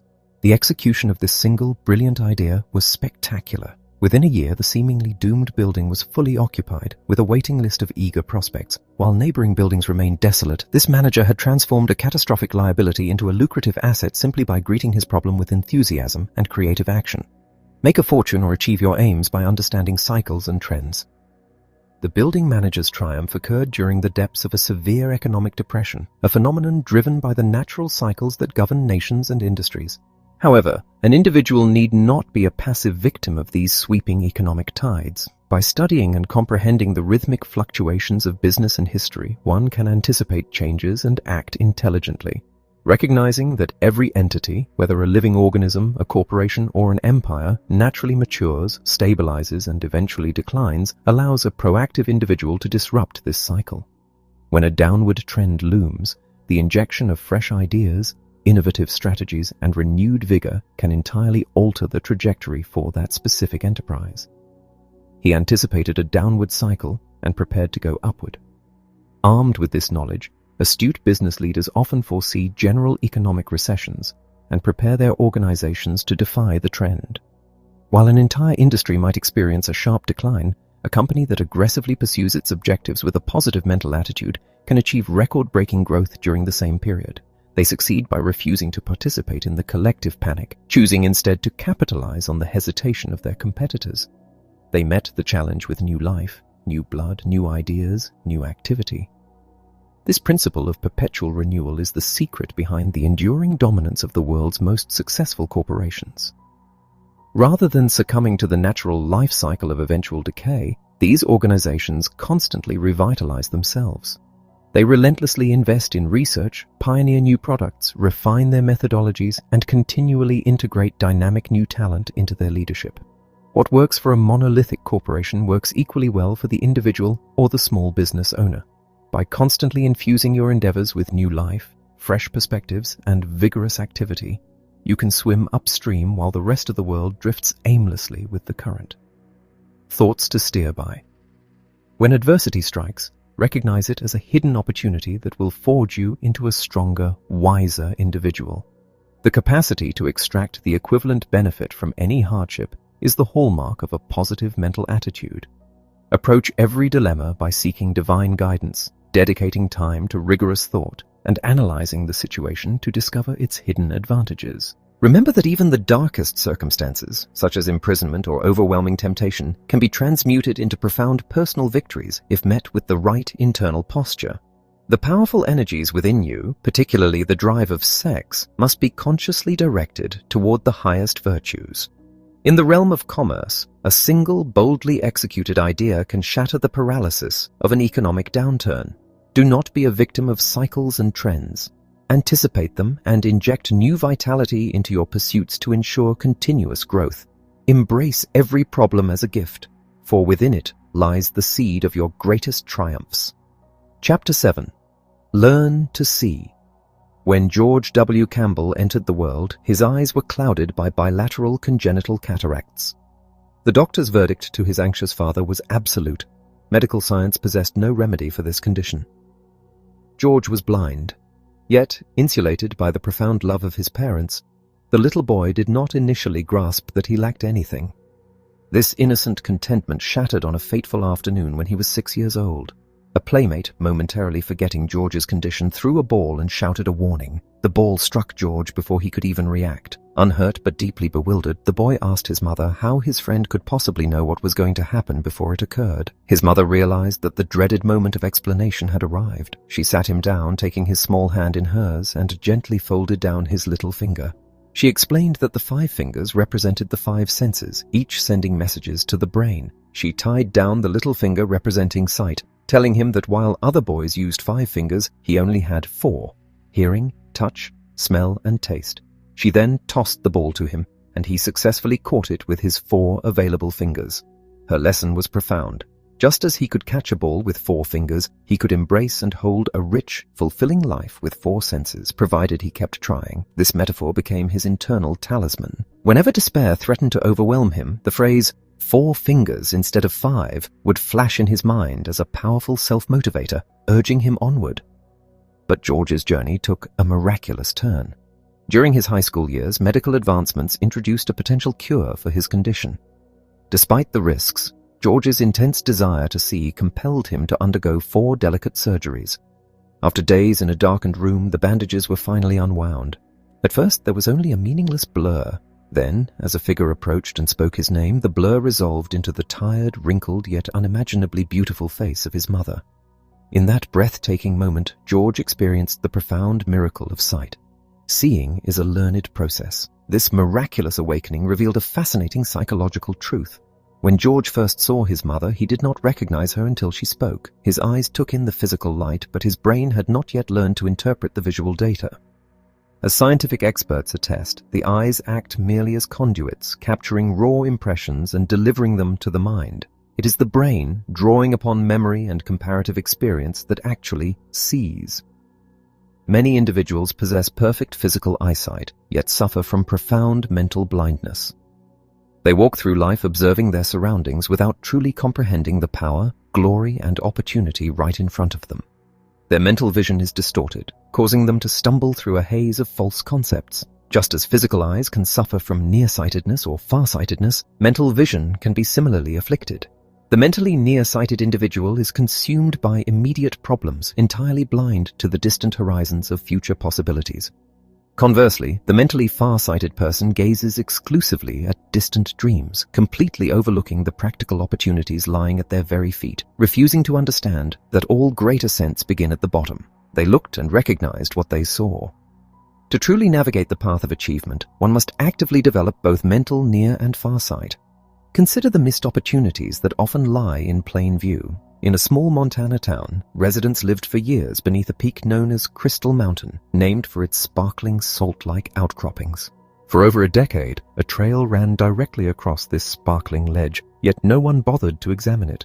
It was not until two observant young men matched their visual perception with mental recognition that the truth was uncovered. Recognizing the mineral as beryl, a crucial element in atomic energy research, they staked their claims. Soon, heavy machinery was extracting immense wealth from the mountain, transforming the two observant men into millionaires simply because they engaged their minds alongside their eyes. Are there neglected fortunes in your own environment? Countless wealth has been generated by individuals who noticed everyday irritations and envisioned simple solutions, resulting in innovations like the paperclip or the zipper. Yet, avoiding mental nearsightedness is equally vital. The ability to project one's vision into the future is a magnificent human capacity. A visionary named Richard Pope demonstrated this when he purchased a desolate, isolated cypress swamp in Florida. Where others saw only uninhabitable marshland, he envisioned a world-famous tourist attraction. To overcome the lack of an advertising budget, he capitalized on the rising popularity of photography. By selling film, setting up spectacular water skiing shows, and instructing visitors on how to capture the perfect photograph, he ensured that thousands of tourists returned home to broadcast his cypress gardens to the world through their personal photo albums. He looked at a swamp with fresh eyes and saw a magnificent future. See another person's abilities, capacities, and viewpoint. This vital clarity of vision must also be applied to how we perceive other people. Often, we are blind to the latent talents within ourselves and those around us. Every genius begins somewhere, and many were initially dismissed as incompetent by those lacking mental perception. A young boy once sat in a classroom, drawing pictures and asking questions his teachers deemed impossible or foolish. The school inspector and the teacher pronounced him addled, insisting he was too stupid to learn. But the boy's mother possessed the mental vision to see his true capacity. She fiercely defended him, withdrawing him from the school and declaring that he possessed more intelligence than his detractors combined. Her unwavering belief shifted his internal talisman to a positive mental attitude. That boy was Thomas Alva Edison. Because his mother truly saw him, he was motivated to unleash the creative genius that eventually illuminated the world. Similarly, true vision requires us to look past apparent failures. When a brilliant chemist conducted an experiment that seemed to yield nothing, he did not simply discard the seemingly empty test tube. He looked closer. He weighed the tube and discovered it was heavier than it should be. By refusing to accept the obvious illusion of emptiness and asking why, he discovered a revolutionary transparent plastic that would eventually be known as Teflon. Ask yourself questions. The simple act of asking questions is the mechanism by which mental vision is sharpened. When a young scholar rested beneath an apple tree and observed an apple fall, he did not merely accept the occurrence as a mundane fact. He engaged his intellect, asking whether the earth attracted the apple or the apple attracted the earth. Through this relentless internal questioning, Isaac Newton pierced the veil of the unknown and articulated the universal law of gravitation.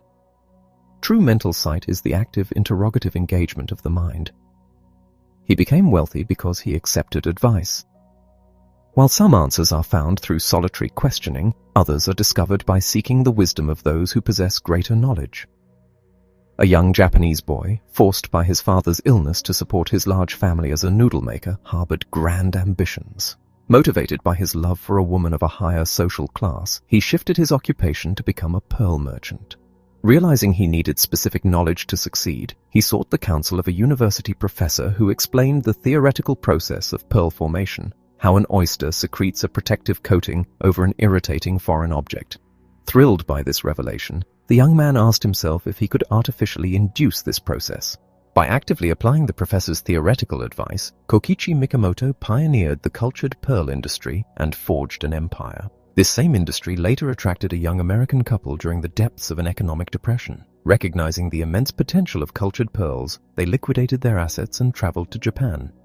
Securing an unprecedented line of credit through sheer audacity and a positive mental attitude, they began their enterprise. However, they soon noticed a devastating 50% mortality rate among the oysters undergoing the artificial seeding process. Looking at the problem with creative vision, they sought out a different kind of advice. They studied the sterilization protocols used in human hospitals and applied these surgical techniques to their oysters. By using anesthetics and sterilized instruments, they drastically reduced the mortality rate, ensuring their massive financial success. They achieved greatness because they interpreted what they saw and acted upon that newfound understanding. Thoughts to steer by. The power to see is not a gift of the eyes but a discipline of the mind. Recognize that seeing is a learned process where 9/10 of the perception occurs in the brain. Embrace symbols of hope, just as the blind boy used the concept of 4 fingers to catch a full and joyous life. Regularly examine your mental vision to ensure it is neither distorted by the myopia of present difficulties nor the hyperopia of unrealistic daydreams. Look closely at your immediate surroundings. There may be vast, unrecognized treasures in your own backyard. Project your vision into the future to lay the groundwork for grand achievements. Look deeply into the people around you, recognizing their hidden capacities rather than their superficial flaws. Interrogate nature and your circumstances with penetrating questions, and never hesitate to seek expert counsel when the answers elude you.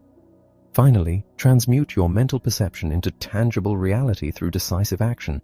Open your mind and truly learn to see. Chapter 9. How to motivate yourself. To comprehend the architecture of human achievement, one must first decipher the precise nature of motivation. Motivation is the invisible engine that dictates choice and compels action. It is the internal drive, an instinct, passion, habit, emotion, or idea that incites an individual to move.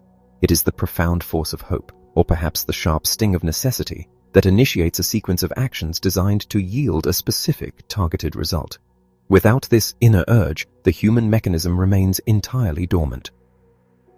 Motivating yourself and others. Understanding the forces that stir the human spirit grants you a dual mastery. When you comprehend the universal principles that propel your own actions, you simultaneously unlock the knowledge required to motivate those around you. Conversely, by observing what successfully inspires others to act, you discover the very instruments needed to ignite your own potential.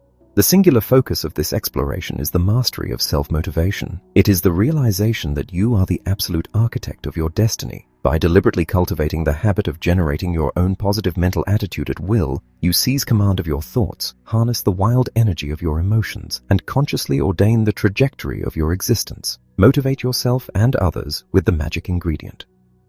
Within this dynamic process exists a magic ingredient, a catalyst of immeasurable power. Its nature was beautifully articulated by a highly successful cosmetics manufacturer. Upon reaching the age of 65, he retired with a vast fortune and the deep admiration of his peers. Year after year, at his annual birthday celebrations, his friends would persistently ask him to reveal the secret formula that had built his empire. Year after year, he politely deflected their inquiries. However, upon reaching his 75th birthday, he decided it was finally time to share his wisdom. He confessed that his physical products were essentially the same as those of his competitors, but he had added one elusive, magical element to his enterprise. When pressed to identify this secret additive, he smiled and explained that he never merely promised women that his cosmetics would grant them physical beauty. Instead, he consistently gave them hope. Hope is the ultimate magic ingredient. It is the passionate desire coupled with the unwavering expectation that the object of that desire will be attained. The human mind consciously responds to objectives that are deemed desirable, believable, and within reach. Furthermore, the subconscious mind reacts powerfully to this internal urge, releasing vast reserves of latent energy when triggered by environment, suggestion, or deliberate self-affirmation. Every monumental enterprise and every trivial action is the direct consequence of a motive. Just as hope propelled the manufacturer to build a financial empire and motivated his customers to purchase his vision, hope stands ready to act as the primary catalyst in your own pursuit of greatness. the 10 basic motives which inspire all human action. To master this internal machinery, you must familiarize yourself with the fundamental drives that govern all human behavior. Every thought that crosses your consciousness and every voluntary act you perform can be traced directly back to one or a combination of 10 primary motives. To truly understand how to command yourself and influence others, you must intimately know these forces. The most profound and urgent of all is the desire for self-preservation. Following this are the powerful emotions of love, fear, and sex. Humanity is deeply driven by the desire for life after death and the profound yearning for absolute freedom of both body and mind. We are also propelled by the darker yet potent emotions of anger and hate. Finally, we strive relentlessly for recognition and self-expression, and we labor for the desire for material gain. This knowledge constitutes the very meat of human psychology. It is dense and rich, requiring careful digestion if you are to utilize it effectively. Are negative emotions good? As you navigate the philosophy of a constructive mindset, it becomes evident that negative emotions, such as fear, anger, and hate, are generally corrosive to the human spirit. They poison the well of potential. Yet, a profound question arises: are there moments when these dark forces serve a beneficial purpose? The answer is a definitive yes. Negative emotions can be fiercely productive when summoned at the proper time and under the precise circumstances that warrant them. Nature embedded these responses within the human organism for a reason. Because the preservation of the human species frequently relied on the sudden explosive energy generated by fear or anger, these emotions remain vital tools for the individual when facing genuine threats or confronting profound injustice. What can you do about it? The challenge is not the eradication of negative emotions, but rather the absolute mastery over them. You must learn to govern these intense reactions through the deliberate use of self-suggestion. You must actively train your consciousness to focus resolutely on the objectives you desire and rigorously deny mental space to the fears and anxieties you wish to avoid. By continually feeding your mind with positive directives, you construct an internal fortress that allows you to utilize the energy of negative emotions when required for survival or righteous defense, while preventing them from silently rotting your everyday existence. A success formula that always succeeds when applied. To achieve this level of supreme self-mastery, one can look to the blueprints left by history's greatest architects of character. Countless individuals have transformed their lives by studying the autobiographical records of men like Benjamin Franklin, or the triumphant narratives of modern professionals who dragged themselves from the depths of failure to the summits of success. These testimonies contain a formula that is virtually infallible when executed with a positive mental attitude. Franklin, in a deliberate effort to reconstruct his own character, recognized that he could not conquer his flaws all at once. He meticulously organized a system of virtues, deciding to focus his immense willpower on mastering one single trait at a time, knowing that the acquisition of one would naturally facilitate the mastery of the next. He established strict, self-motivating precepts for each virtue. For temperance, he commanded himself to avoid dulling his senses through overindulgence. For silence, he demanded that he speak only what would benefit others or himself, strictly avoiding trivial gossip. He pursued order by insisting that every possession and every business task have its designated place and time. His resolution was an unbreakable vow to perform what he ought to do without fail. Through frugality, he ensured that nothing was wasted, and through industry, he cut off all unnecessary actions to remain perpetually employed in useful endeavor. A formula in action. The genius of this method lies not merely in the listing of virtues, but in the relentless, systematic execution of them. To integrate such a plan into your own life, you must isolate the exact qualities you lack and fiercely concentrate your energy on integrating them into your daily habits. If you require enthusiasm, you must adopt the psychological truth that actions often precede emotions. To feel enthusiastic, you must forcefully and deliberately act enthusiastically. You must command your physical body to move with vigor, your voice to project with confidence, and your mind to focus on the thrilling possibilities of your immediate task. By consistently acting out the virtue, you inevitably summon the corresponding emotion. Now for some bread for your sandwich. To balance this heavy philosophical meat, consider a practical illustration of a man discovering his true motivation. A young man from a struggling farm family found himself entirely incapable of holding steady employment. In a desperately short period, he was dismissed from 3 separate jobs. His trajectory seemed aimed directly at lifelong failure, yet a radical shift occurred when he attempted a completely different path. He began selling household brushes door to door. In that challenging environment, he discovered his natural element. He was profoundly motivated because he had finally found labor that suited his inherent disposition. He conditioned his mind to become an absolute master of his trade. Finding joy in his daily efforts, he soon recognized that his ultimate goal was to build his own enterprise.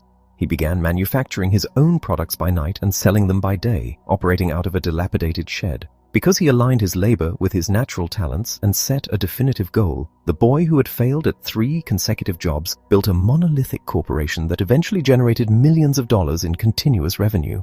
He proved that success flows naturally when you align your daily actions with your inherent capacities and a clear, motivating objective. 7 came through. However, the pursuit of wealth is entirely eclipsed when the primary motive of self-preservation is ignited. During the devastating conflicts of the Second World War, a legendary aviator and his crew were forced to ditch their aircraft into the merciless expanse of the Pacific Ocean. For weeks, they drifted on fragile rafts, enduring the agonizing torments of blistering sun, severe dehydration, and the constant specter of starvation. In this profound crucible, the aviator's unyielding desire for life, coupled with an impenetrable spiritual faith, became the vital force that sustained his men. He absolutely refused to entertain the concept of death. He utilized his deep philosophical foundation to stimulate the desire for survival within his crew, teaching them that the depth of their current suffering would only magnify the profound glory of their eventual deliverance. His leadership in the face of impossible odds stands as a testament to the fact that when the deepest human motives are engaged and directed by an invincible attitude, men can endure and conquer the most insurmountable adversities. Thoughts to steer by motivation is the central force that dictates all human choice and propels all meaningful action. It is the vital hope that initiates the quest for specific results. You hold the profound responsibility to deliberately motivate yourself with a positive mental attitude, forever recognizing the achievable nature of the seemingly impossible. Hope remains the ultimate magic ingredient in both personal triumph and the leadership of others.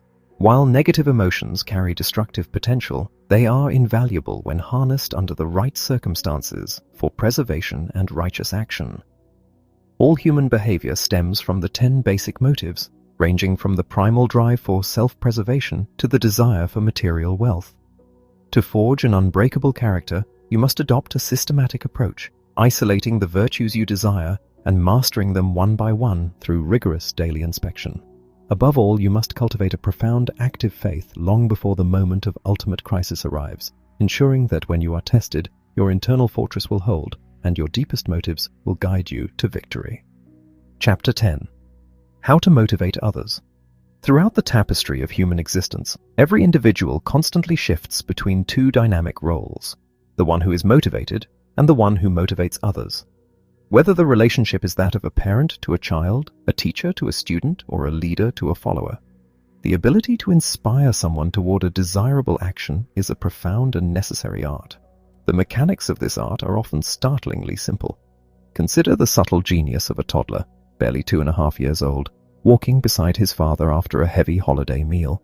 Exhausted, the little boy stopped, looked up with an innocent smile, and declared that he would allow his father the privilege of carrying him, provided his father said, "Please." In that fleeting moment, the child flawlessly executed a motivational strategy. Such influence is inherent in the human condition. A parent, conversely, holds an almost terrifying power to shape a child's destiny through the projection of confidence. When a youth is enveloped in the warm, secure belief of an adult, defensive walls dissolve. The child stops expending emotional energy on the fear of failure and instead channels it toward the rewards of success.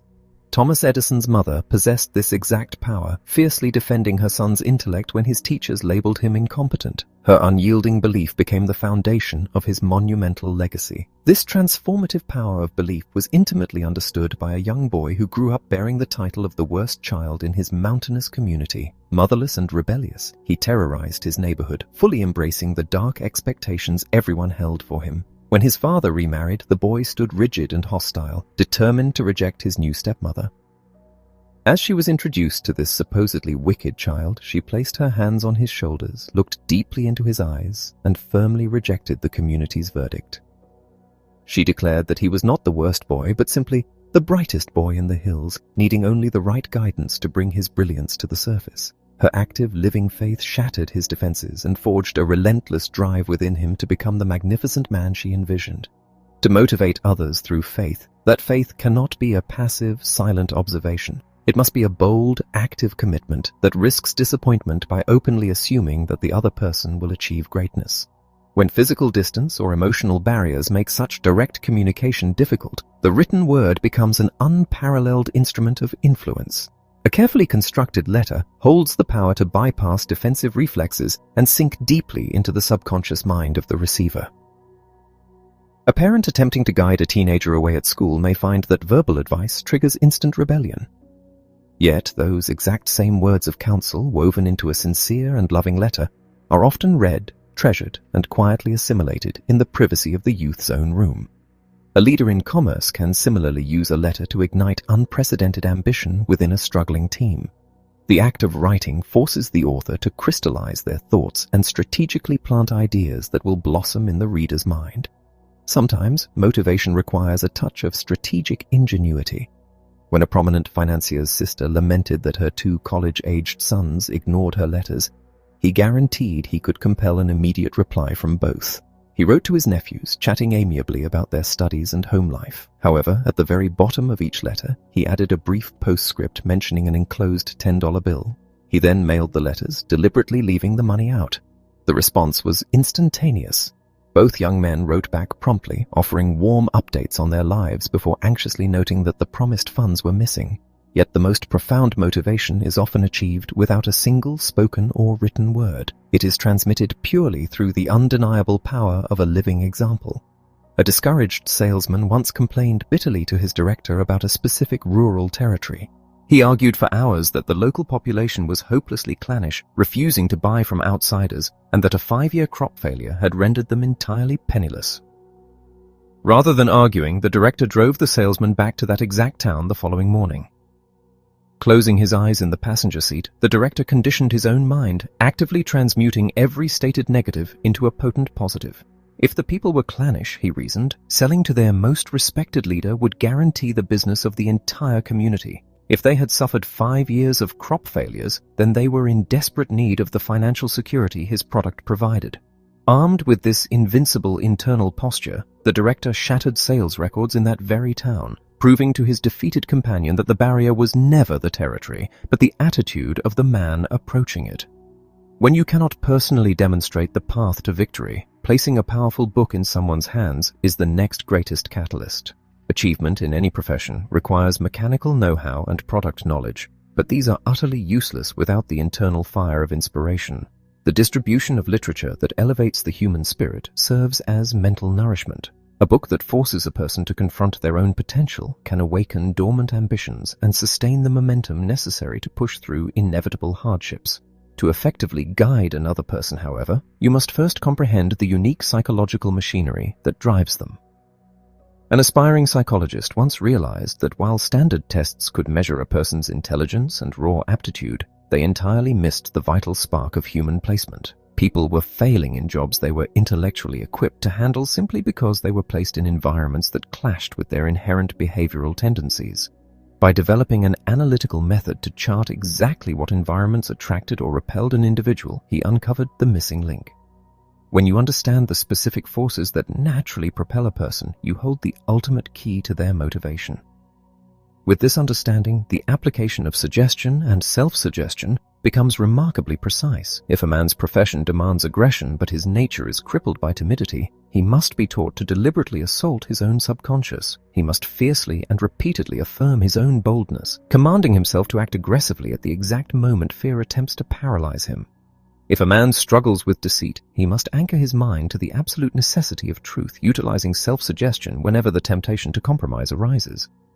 This method of rigorous internal reconstruction was the secret weapon of Benjamin Franklin. While millions have studied his autobiography, a struggling businessman named Frank Betger was one of the few who extracted its essence and applied it to his own ruin. Betger saw that Franklin did not attempt to conquer all his flaws simultaneously. Instead, he isolated 13 distinct virtues and focused his entire will on mastering them one by one. Recognizing the genius in this targeted approach, Betger adopted the system, placing enthusiasm at the very top of his list. The operational core of this plan rests on a profound psychological reality. Emotions are rarely subject to immediate, rational control, but they are entirely subordinate to physical action. If a man wishes to experience enthusiasm, he cannot simply wait for the feeling to arrive. He must forcibly act enthusiastic. The mind and body are intrinsically linked. If you deliberately slump your shoulders and speak in a mournful whisper, melancholy will instantly flood your system. Conversely, if you command your voice to project with vibrant energy and force your body to move with crisp, decisive action, the emotion of enthusiasm is biologically compelled to follow. The ultimate test of these principles is the immediacy of their application. To merely agree with the philosophy of motivation is to leave the giant within you sleeping. The transition from theory to triumph requires the fierce, uncompromising execution of the command to do it now. When the internal directive flashes, urging you to adopt a positive posture or to reach out and lift another human being, hesitation is the enemy. As you navigate your world, remember the dual nature of your existence. You are constantly shaping and being shaped. Bestow confidence upon others by demonstrating an unwavering, active faith in their potential. Utilize the subtle power of a letter to alter a life, and recognize that your own daily conduct is the most infectious motivation you can provide. When words fail, let the pages of an inspiring book speak for you. Study the unique drives of those around you so that your guidance strikes the deepest chords of their nature. Above all, remember that action is the absolute master of emotion. To banish fear, act with courage. To ignite a blazing fire of enthusiasm, move, speak, and breathe with the intensity of a champion, and let the transformation begin today. Chapter 11. Is there a shortcut to riches? Is there truly a swifter, more direct path to acquiring wealth than the slow, ordinary procedures of conventional effort? By its very definition, a shortcut implies a route that bypasses unnecessary meandering to arrive at a specific destination more directly. Naturally, the individual who embarks upon such a path must possess an absolute certainty regarding where they are going. A more direct route is entirely useless to a traveler who lacks a clear destination. Furthermore, possessing the map to this abbreviated journey guarantees nothing, unless the traveler actively begins the journey and fiercely resolves to persist, no matter what interruptions, delays, or formidable obstacles arise to test their resolve. To uncover this ultimate shortcut, one must return to the foundational architecture of achievement, the 17 principles of success. These include maintaining a positive mental attitude, establishing a definiteness of purpose, habitually going the extra mile, engaging in accurate thinking, exercising strict self-discipline, harnessing the power of the mastermind, demonstrating applied faith, projecting a pleasing personality, seizing personal initiative, radiating enthusiasm, focusing through controlled attention, participating in teamwork, extracting lessons from defeat, utilizing creative vision, meticulously budgeting time and money, maintaining sound physical and mental health, and aligning with cosmic habit force. Why is it necessary to revisit this extensive list? Because mastering these principles is the absolute prerequisite for accessing the shortcut. To traverse this most direct route, it is universally mandated that you operate your mind constructively. The cultivation of a positive internal posture is the direct, inevitable result of rigorously applying these 17 laws to your daily existence. Consider the profound symbolism hidden within the simple act of thinking. What does it truly mean to think? The answer is intrinsically tied to your identity. You are not a simple, one-dimensional being. You are the complex culmination of your ancestral heredity, the sum of your environmental conditioning and the vessel of your physical body. You are governed by the interplay of your conscious and subconscious minds, shaped by the weight of your past experiences, and anchored in a specific coordinate of time and space. Beyond even these tangible elements, you are connected to forces both known and profoundly mysterious. When you deliberately choose to govern your mind with a positive, constructive attitude, you acquire the phenomenal capacity to influence, direct, and harmonize all of these complex elements that constitute your being. You become the master of your internal universe. Because no external force can occupy your mind or do your thinking for you, the ultimate responsibility and the ultimate power rests entirely in your hands. Therefore, The absolute, undeniable shortcut to the citadel of wealth can be distilled into a single, potent directive. Think constructively and grow rich. If your thoughts are genuinely anchored in a positive mental attitude, you will not remain stagnant. Constructive thought automatically compels you toward decisive, intelligent action. You will naturally integrate the principles of success into your endeavors, utilizing them to conquer any objective you desire, provided that your goals do not transgress the universal laws of morality or infringe upon the inherent rights of your fellow human beings. As a thought to steer by, remember that the ultimate compass for navigating this swifter route is the realization that your mind is the engine of your prosperity. The true shortcut to riches is found not in external schemes, but in the internal command to think with a positive mental attitude and grow rich. If you possess this constructive mindset, you hold the undeniable power to achieve anything you truly believe you can achieve. Chapter 12. Attract, don't repel wealth. Whoever you are, regardless of your age, your education, or your occupation, you have the inherent power to attract wealth. Equally, you possess the capacity to repel it. The fundamental instruction is straightforward. Attract, do not repel, the riches of life. If you were to examine your deepest desires with absolute honesty, you would admit that you wish to be wealthy. Yet many individuals subconsciously fear prosperity or believe that their physical or situational limitations disqualify them from it. However, your physical state does not dictate your financial destiny. Even if you are confined by illness, your intellect remains a powerful magnet for abundance, provided you engage it correctly. In a hospital bed, think. The true value of an inspirational book cannot be overstated. Time and again, monumental success stories trace their origins to the moment an individual opened a volume that challenged their limitations. Such a book acts as a powerful tool, providing the precise catalyst needed to launch a bold new endeavor. This was the exact experience of George Stefik while he was convalescing in a veterans hospital. Stripped of financial resources and confined to a bed, he found himself with an abundance of time. He used this time to read and to engage in purposeful, directed thought.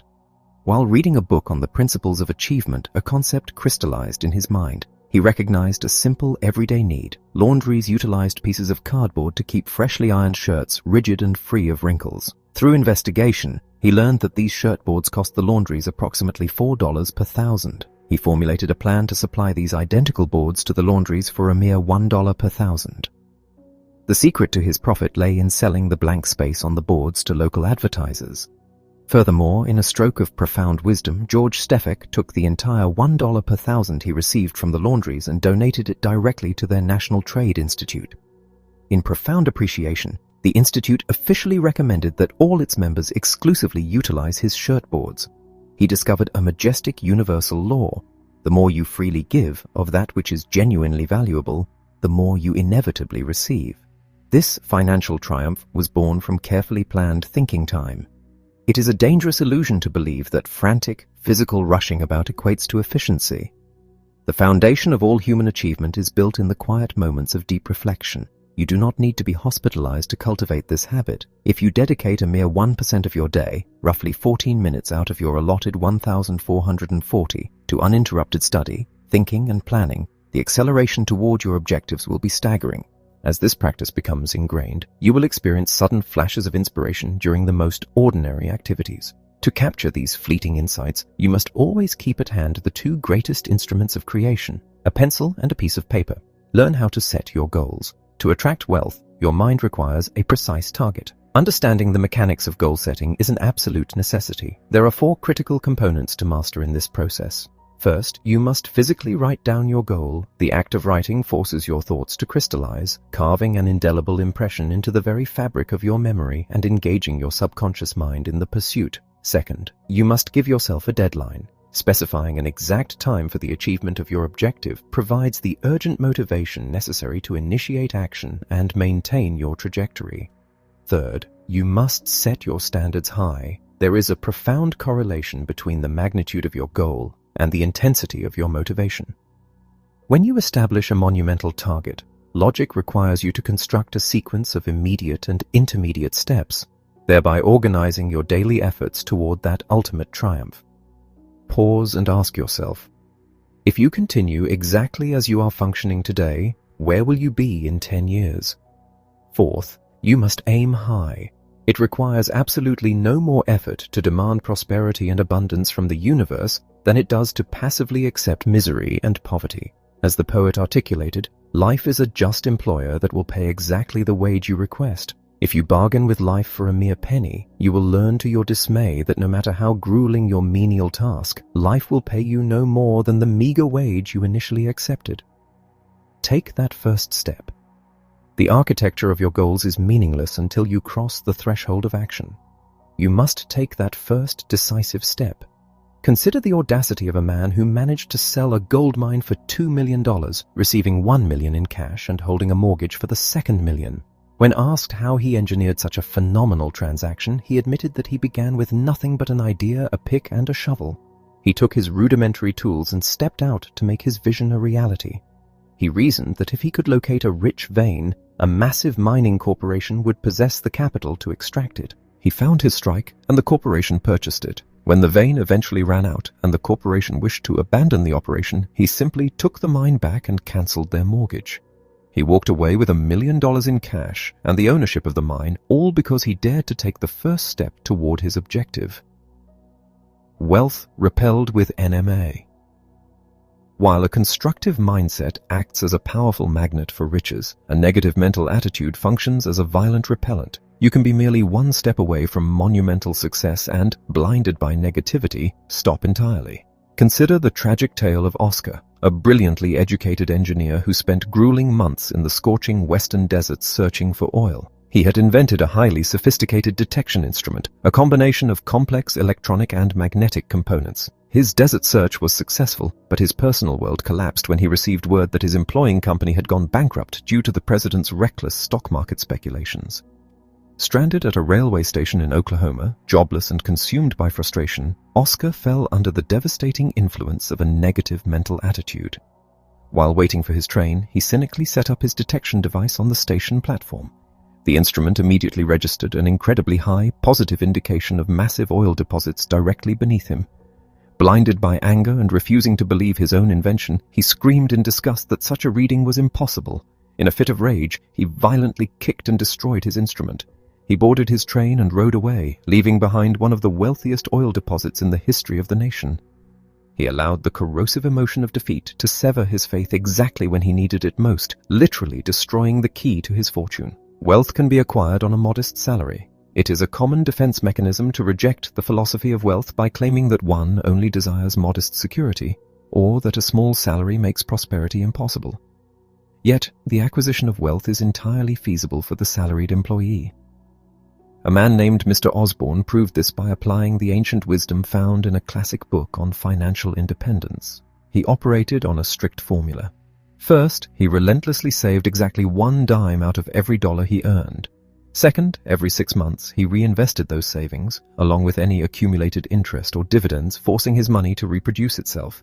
Third, he absolutely refused to gamble, seeking only the counsel of proven financial experts before making any investment. Through this disciplined approach, he retired comfortably, declaring that his money now labored for him. Contrast this with a 50-year-old man who complained to an author that despite reading inspirational literature years prior, he was still heavily in debt and far from rich. The author told the man that his future was still ahead of him, provided he prepared himself by fundamentally altering his mental attitude.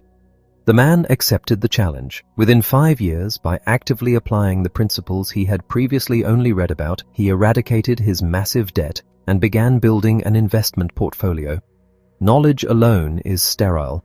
You will not consistently succeed unless you take the time to deeply understand the rules of achievement and apply them relentlessly.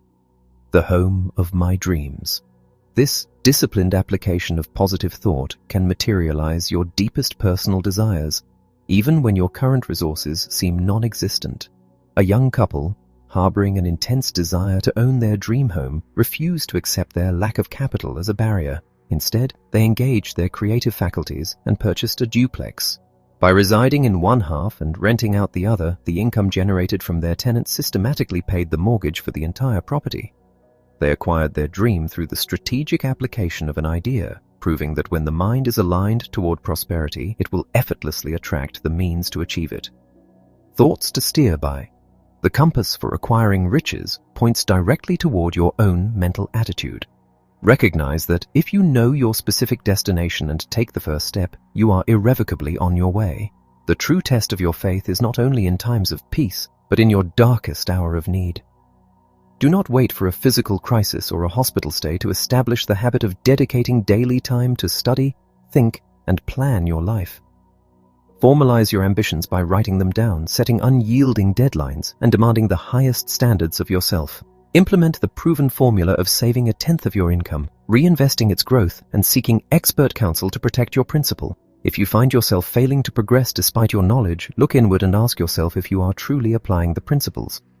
Whether your desire is a vast financial empire or simply the home of your dreams, the path is cleared only when you combine a positive mental attitude with relentless, disciplined action. Chapter 13. If you don't have money, use OPM. There is a profound and deceptively simple observation once made by a prominent playwright.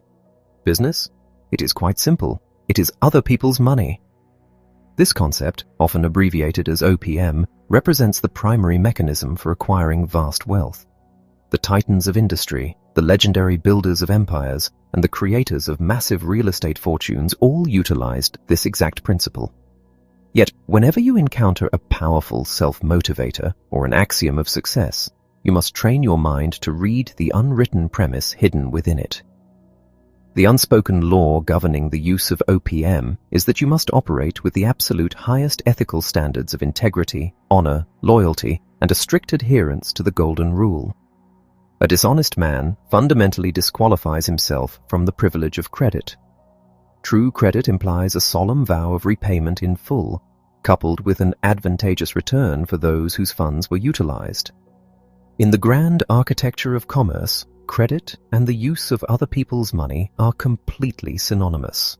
It is the sophisticated engine of credit that has built modern prosperity, and the individual who fails to employ it is missing a crucial number in his combination for success. Good advice. This principle is as ancient as commerce itself. Consider the wisdom imparted by a legendary American statesman and inventor in his advice to a young tradesman over 2 centuries ago. He emphasized that money is uniquely prolific. It possesses a generating nature whereby money begets money, and its offspring begets even more. He pointed out the astonishing mathematics of credit. For the cost of a mere groat a day, a trivial sum easily wasted, a man of unblemished credit can command the constant use of £100. This concept is a towering symbol of financial leverage.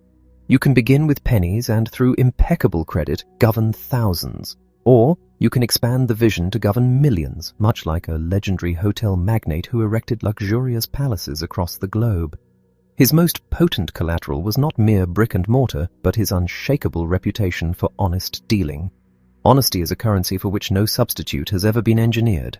It resonates in the tone of a voice and the expression on a face, announcing a man's character to the world. Therefore, the mastery of OPM is simultaneously a mastery of personal character. The man who possesses impeccable integrity is already on the high road to securing the credit and reputation that inevitably lead to success. Make investments with OPM. The strategic investment of borrowed capital is the hallmark of financial genius. A modern author and real estate investor beautifully articulated this when he noted that if you are shown a millionaire, you are almost invariably looking at a heavy borrower. He pointed to the legendary automobile manufacturers, steel tycoons, and entertainment pioneers who built their monolithic empires on a foundation of leveraged debt. To emulate this ascent, one must understand not only the mechanism of debt, but also the nature of those who provide it. Your banker is your friend. The financial institutions of the world exist for the explicit purpose of lending capital. The more they lend to honorable, capable individuals, the more their own prosperity increases. Because commercial banks are in the business of facilitating enterprise rather than funding personal luxuries, the banker himself emerges as a highly skilled expert and a vital ally. He is a friend who actively desires to see your endeavors flourish. The individual who operates with common sense never underestimates the explosive power of a borrowed dollar, nor does he ignore the sage counsel of the financial expert who provided it. A plan and OPM developed a $40,000 volume. The convergence of a brilliant plan, OPM, and the principles of courage and personal initiative can catapult an ordinary individual into the stratosphere of wealth. Consider the trajectory of a young man from Texas who began his career with nothing but a meager savings account. An observant officer at his local bank recognized the boy's impeccable character and keen understanding of value. When the young man ventured into the brokerage of cotton and later into trading livestock, the banker enthusiastically extended him credit. Through these gritty early ventures, the young man developed a profound understanding of human nature and forged an unbreakable philosophy of common sense. Eventually, two older insurance salesmen approached him. They had previously founded their own company, but, being brilliant salesmen and disastrous administrators, had bankrupted themselves. Having painfully learned their lesson, they recognized that they needed a man with his feet firmly planted on the ground to manage the business, while they focused strictly on sales. They formed a partnership, and in a short time, the young man utilized OPM, borrowed from his trusted banking connections, to buy out his partners entirely. But his true ascent began when he discovered a revolutionary method for generating sales through a targeted lead system. He knew that even average salesmen could achieve spectacular results if provided with pre-qualified prospects. However, generating these leads required a massive advertising budget. Armed with his proven track record and his bold new plan, he approached a major national bank, one famous for funding men of integrity. He laid out his blueprint, secured an unlimited line of credit, and within a single decade, his company's premium volume exploded from a modest $400,000 to an astronomical $40 million. He utilized the leverage of OPM to expand his holdings into hotels, office buildings, and manufacturing plants, proving the absolute supremacy of the American credit system. How W. Clement Stone bought a $1,600,000 company with the seller's own money. This mastery of financial leverage is not confined to any specific region. It is a universal tool available to any mind bold enough to wield it. I once engaged in a period of intense study and planning, determining that my major objective for the coming year was to purchase an insurance company licensed in multiple states. I set a rigid deadline of December 31st. I knew precisely what I wanted, though the exact method of acquiring it was not yet clear. Believing fully that I would find a way, I began searching for a suitable vehicle. Eventually, I located an opportunity in Baltimore, a casualty company holding the exact state charters I required. The company had already reinsured its active business, leaving it with no actual policies in force, but it possessed a staggering $1,600,000 in liquid assets, primarily cash and government bonds. I arranged a meeting with the executives of the holding company that owned it. I offered them $25,000 for the charter itself. When the executives naturally inquired about the remaining $1,600,000 in assets, I responded with absolute confidence that since they were in the business of lending money, I would simply borrow the entire sum directly from them. I pointed out that they had absolutely nothing to lose. My entire personal fortune would back the loan alongside the assets of the very company I was purchasing. When they asked how I intended to repay such a massive debt, my plan was pristine. I explained that I would repay the loan in 60 days. Because I only required $500,000 to operate the company, I would legally reduce its capitalized surplus by $1,100,000 and hand those funds straight back to them. I would then borrow the remaining $500,000 from my own banking connections, pledging my newly acquired company and my other assets as security. Because no actual profits were involved in the capital reduction, the transaction would be entirely free of complex tax burdens. By 5 o'clock that evening, the deal was closed. I had acquired a multi-million-dollar corporation using the seller's own capital. Warning credit can hurt you. While the strategic deployment of borrowed capital is the lifeblood of capitalism, it represents a terrifying danger to the individual afflicted with a negative mental attitude. The very instrument that builds empires can plunge a weak mind into an abyss of worry, frustration, and moral decay. Credit extended voluntarily by an institution places a profound trust in the borrower's honor. To borrow money or purchase goods without the firm intention or realistic capability of repayment is an act of outright dishonesty. Even an honest person flirts with moral collapse when he recklessly ignores his obligations. A man guided by a positive mental attitude faces financial crisis with unflinching courage. If he cannot meet a payment, he alerts his creditors well in advance, negotiates a dignified solution, and sacrifices everything necessary to honor his word. Conversely, the individual lacking common sense borrows indiscriminately. When the inevitable pressure mounts, his negative attitude convinces him that the situation is hopeless. Though he will not face a debtor's prison, his internal psychological torment becomes a crushing punishment. The abuse of credit has literally shattered the physical, mental, and moral health of countless individuals, turning the blessing of financial leverage into a devastating curse. Warning: OPM and cycles. Furthermore, the sophisticated use of OPM requires a vigilant awareness of economic rhythms. In the roaring boom of the late 1920s, a young salesman overheard a seasoned banker casually mention that the market could not ascend forever and that he was liquidating his shares. Shortly thereafter, the Great Crash obliterated the fortunes of tens of thousands of honest, hard-working individuals who lacked an understanding of economic cycles. They had utilized OPM to aggressively expand their holdings as values soared, but when the inevitable contraction arrived, their assets plummeted in value and their banks were forced to call in the loans. This tragic pattern repeats itself with mechanical regularity throughout history. When you employ OPM, you must rigorously calculate how you will survive an economic downturn and satisfy your creditors. If you have been crushed by such a cycle, remember that the wheel continues to turn. Do not hesitate to rebuild when the time is right. The great fortunes of tomorrow are often forged by those who lost everything yesterday but retained the courage and the positive mental attitude to learn from their defeat. The missing number. In the complex machinery of commerce, success is akin to opening a heavily fortified safe. You may possess nearly all the numbers to the combination, but if a single digit is missing, the door to wealth remains permanently locked. A brilliant sales manager once confessed that he felt he was standing before the vault of ultimate success, agonizingly short of the final number. This was the exact predicament of a young couple who had established a perfect mastermind alliance in the cosmetics industry.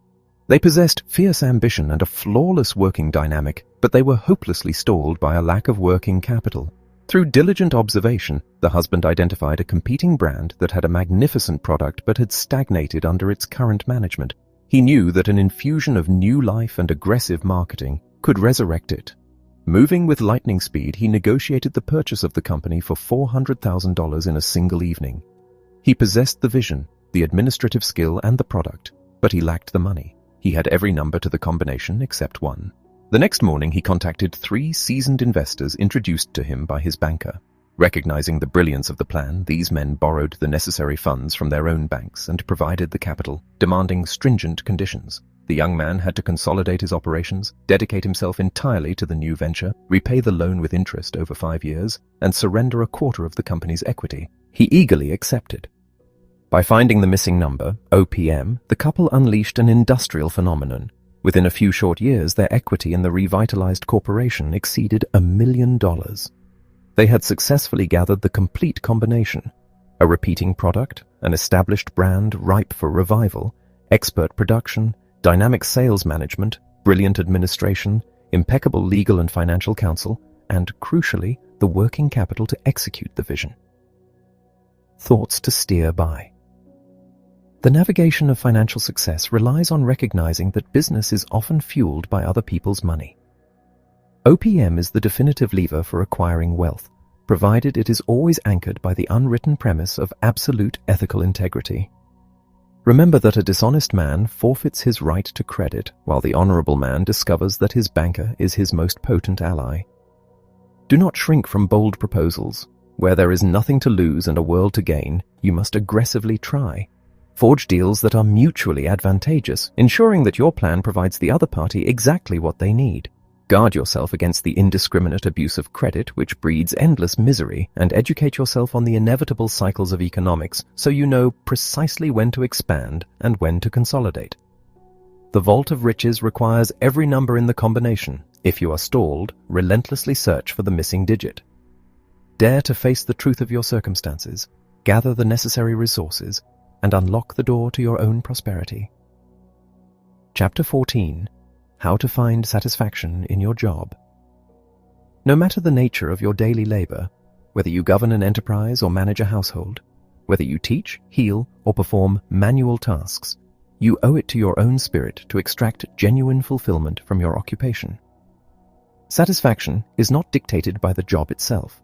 Rather, it is a deliberate mental posture.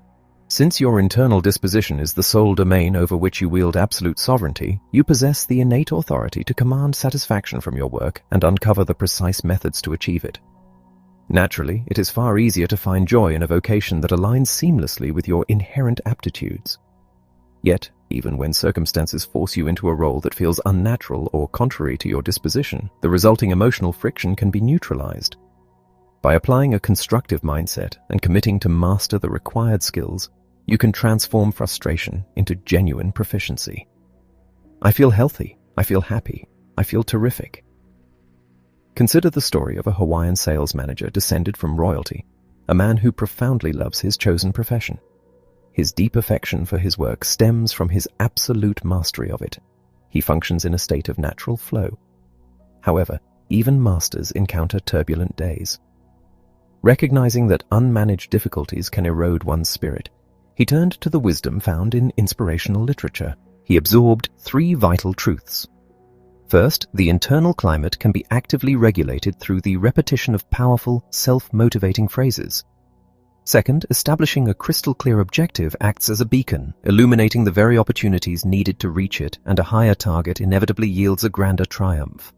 Finally, true success demands a rigorous understanding of the rules and a disciplined commitment to continuous study and strategic planning. Putting these philosophies into immediate practice, he devoured his organization's training materials and rigorously applied them in the field.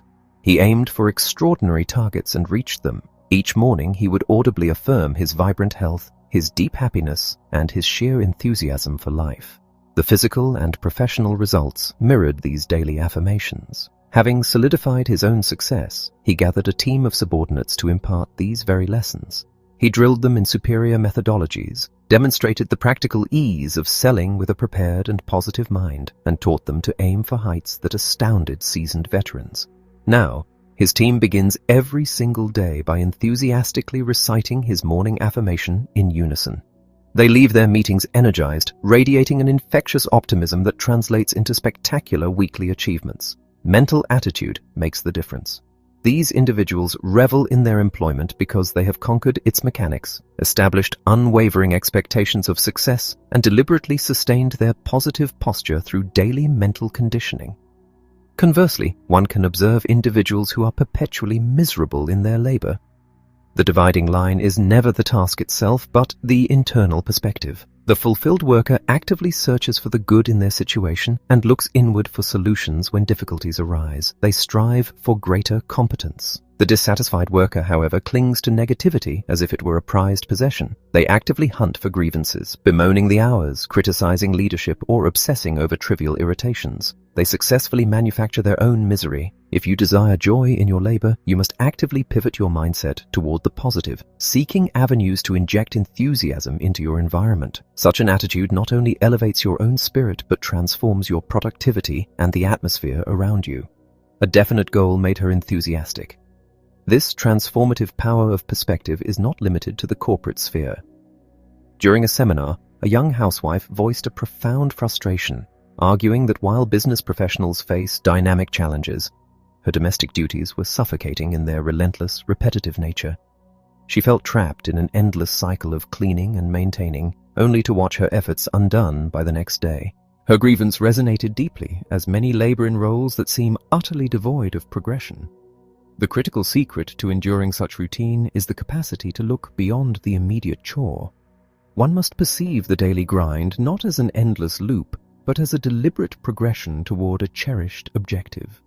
Use the stepstone theory to dismantle her frustration. The instructor guided this young mother to identify a grand, overarching ambition. She revealed a lifelong dream to take her family on a global voyage, setting a timeline of 6 years. Suddenly, the domestic routine was no longer a trap. It became a strategic pathway. She began utilizing her solitary cleaning hours for deep planning and reflection. Her grocery shopping transformed into an exploration of international cuisines, and her family dinners became educational seminars where she shared the history and culture of the nations they would eventually visit. By connecting her mundane tasks to a magnificent future, she eradicated her boredom entirely. Even the most grueling or uninspiring employment, whether digging trenches or washing vehicles to fund an education, becomes a source of quiet satisfaction when the laborer knows exactly what prize their sweat is purchasing. If, however, the toll of a job drastically outweighs the value of the ultimate goal, wisdom dictates a change of environment before the venom of deep unhappiness infects the rest of your life. Develop inspirational dissatisfaction. When you are committed to a path but still grapple with discontent, the solution is to cultivate a state of inspirational dissatisfaction.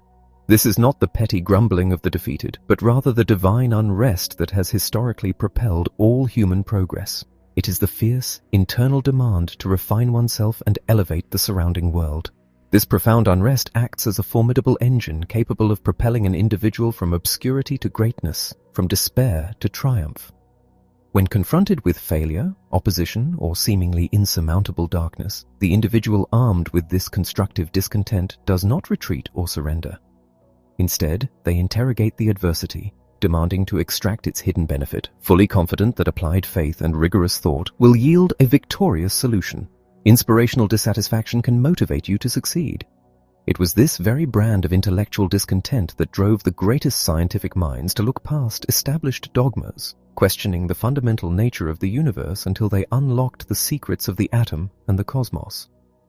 While your personal unrest may not rewrite the laws of physics, it possesses the absolute power to rewrite the trajectory of your own existence. Was it worth it? Consider a man who spent years performing the monotonous duties of a streetcar conductor. One day, a profound exhaustion with the sameness of his life settled upon him, blossoming into a powerful dissatisfaction. Because he was tethered to his livelihood, he could not simply abandon his post. Instead, he decided to alter his immediate reality by employing his most natural asset, his warm, gregarious nature. He resolved to make every passenger's journey noticeably brighter through cheerful greetings and exceptional courtesy. His strategy was a triumph with the public, but it clashed violently with the rigid expectations of his supervisor, who demanded an end to this uncharacteristic warmth. Refusing to suppress his newfound joy, the conductor persisted and was subsequently dismissed. Rather than crumbling, he sought counsel, recognizing that his desire to elevate his environment was a strength, not a flaw. He was guided to channel his exceptional interpersonal skills into a field where they would be rewarded: insurance sales. Approaching his former employer as his very first prospect, his undeniable charm secured a massive contract, launching a spectacular and highly lucrative new career. Are you a square peg in a round hole? This narrative highlights a crucial reality. The specific traits that guarantee misery and failure in one setting may be the exact catalyst for monumental success in another. You inherently excel at that which resonates with your soul. When you find yourself in an occupation that actively repels your nature, you become the proverbial square peg. The most direct remedy is to relocate to an environment that welcomes your shape. However, if departure is impossible, you must engage the arduous work of adapting yourself. By stoking a burning desire, you can systematically dismantle old tendencies and forge new compatible habits, effectively rounding your own edges. This internal reconstruction is not without severe mental and emotional friction. Yet if you possess the fortitude to pay the heavy toll of adaptation while fiercely guarding your health and spirit, the new traits will eventually reign supreme and the labor will finally flow naturally. Thoughts to steer by. As you navigate your professional life, anchor yourself to the truth that satisfaction is entirely a product of your own mental governance. It is the one domain where your authority is absolute. Memorize and repeat the affirmations of health, joy, and vitality until they permeate your being. When you establish your targets, dare to aim higher than your current station dictates. Internalize the rules of your craft and relentlessly pursue your objectives. Learn to look past the repetitive mechanics of your daily labor, transforming tedious chores into deliberate stepping stones toward your grandest dreams. Cultivate that divine, inspirational dissatisfaction that refuses stagnation, and if you find your nature entirely at odds with your occupation, find the courage to either change your environment or rigorously rebuild your own habits. Chapter 15. Your Magnificent Obsession. Within the architecture of human potential lies a principle so profound that its application guarantees a wealth far exceeding the boundaries of mere financial accumulation. This concept, brilliantly articulated by a clergyman who transitioned into a celebrated novelist, promises an expansion of the human spirit and an influx of genuine affection that defies ordinary expectation. The fundamental premise is startling in its simplicity. One must cultivate an all-consuming, magnificent drive to elevate the lives of others. This requires the free distribution of your resources, your time, and your spirit, absolutely devoid of any expectation for reward, compensation, or public acclaim. The critical mechanism of this principle dictates that your benevolent actions must remain a closely guarded secret. By operating in the shadows, you ignite the mechanics of a universal law. The harder you attempt to evade recognition and repayment for your altruism, the more relentlessly blessings and rewards will cascade into your own life. This monumental pursuit is not an exclusive privilege reserved for the elite, the wealthy, or the morally flawless. Every individual, regardless of their past transgressions or current standing, possesses the innate capacity to harbor this magnificent drive. Consider the narrative of a man whose wealth was matched only by his deeply troubled past. When approached by a representative of a national youth organization for a charitable contribution, his initial response was hostile and abrasive, born from a weariness of constant solicitation. Rather than retreating, the representative paused at the threshold and offered a simple, unconditional prayer for the man's well-being, sharing the only intangible wealth he possessed in that moment. This quiet act of grace pierced a hardened exterior. Days later, the self-proclaimed sinner arrived at the organization's office, presenting a staggering $500,000 endowment. His singular, non-negotiable condition was absolute anonymity. He recognized his own moral failings and refused to let his tarnished name represent a standard of goodness to the youth he sought to protect. He channeled his resources to shield others from the very traps that had ensnared him, proving that the most profound generosity often stems from a deeply imperfect past. You need not possess vast fortunes to participate in this economy of grace. You can freely distribute the intangible treasures of a genuine smile, a word of encouragement, a silent prayer, or unwavering hope. In the mathematics of the spirit, that which you share multiplies, and that which you selfishly hoard inevitably diminishes. Often, this all-consuming drive to serve is forged in the crushing crucible of personal tragedy. A devoted mother, entirely shattered by the sudden loss of her vibrant teenage daughter, found herself adrift in a sea of agonizing grief. Attempting to outrun the pain through extensive travel, she and her husband eventually faced the stark reality that sorrow is an inescapable companion. Slowly, a profound realization dawned upon her. Her suffering, while devastating, was not exclusive to her. To honor her daughter's memory and earn the right to the blessings she still possessed, she needed to redirect her focus from her own void to the suffering of humanity. She integrated herself into the mission of a monumental medical and research center dedicated to providing free, unconditional care to those battling catastrophic illnesses.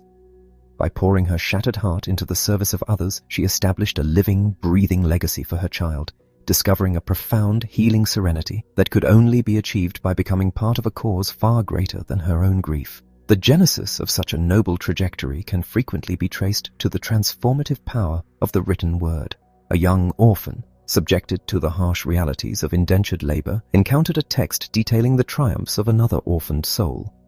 This literary encounter planted a fiercely ambitious seed that blossomed over decades.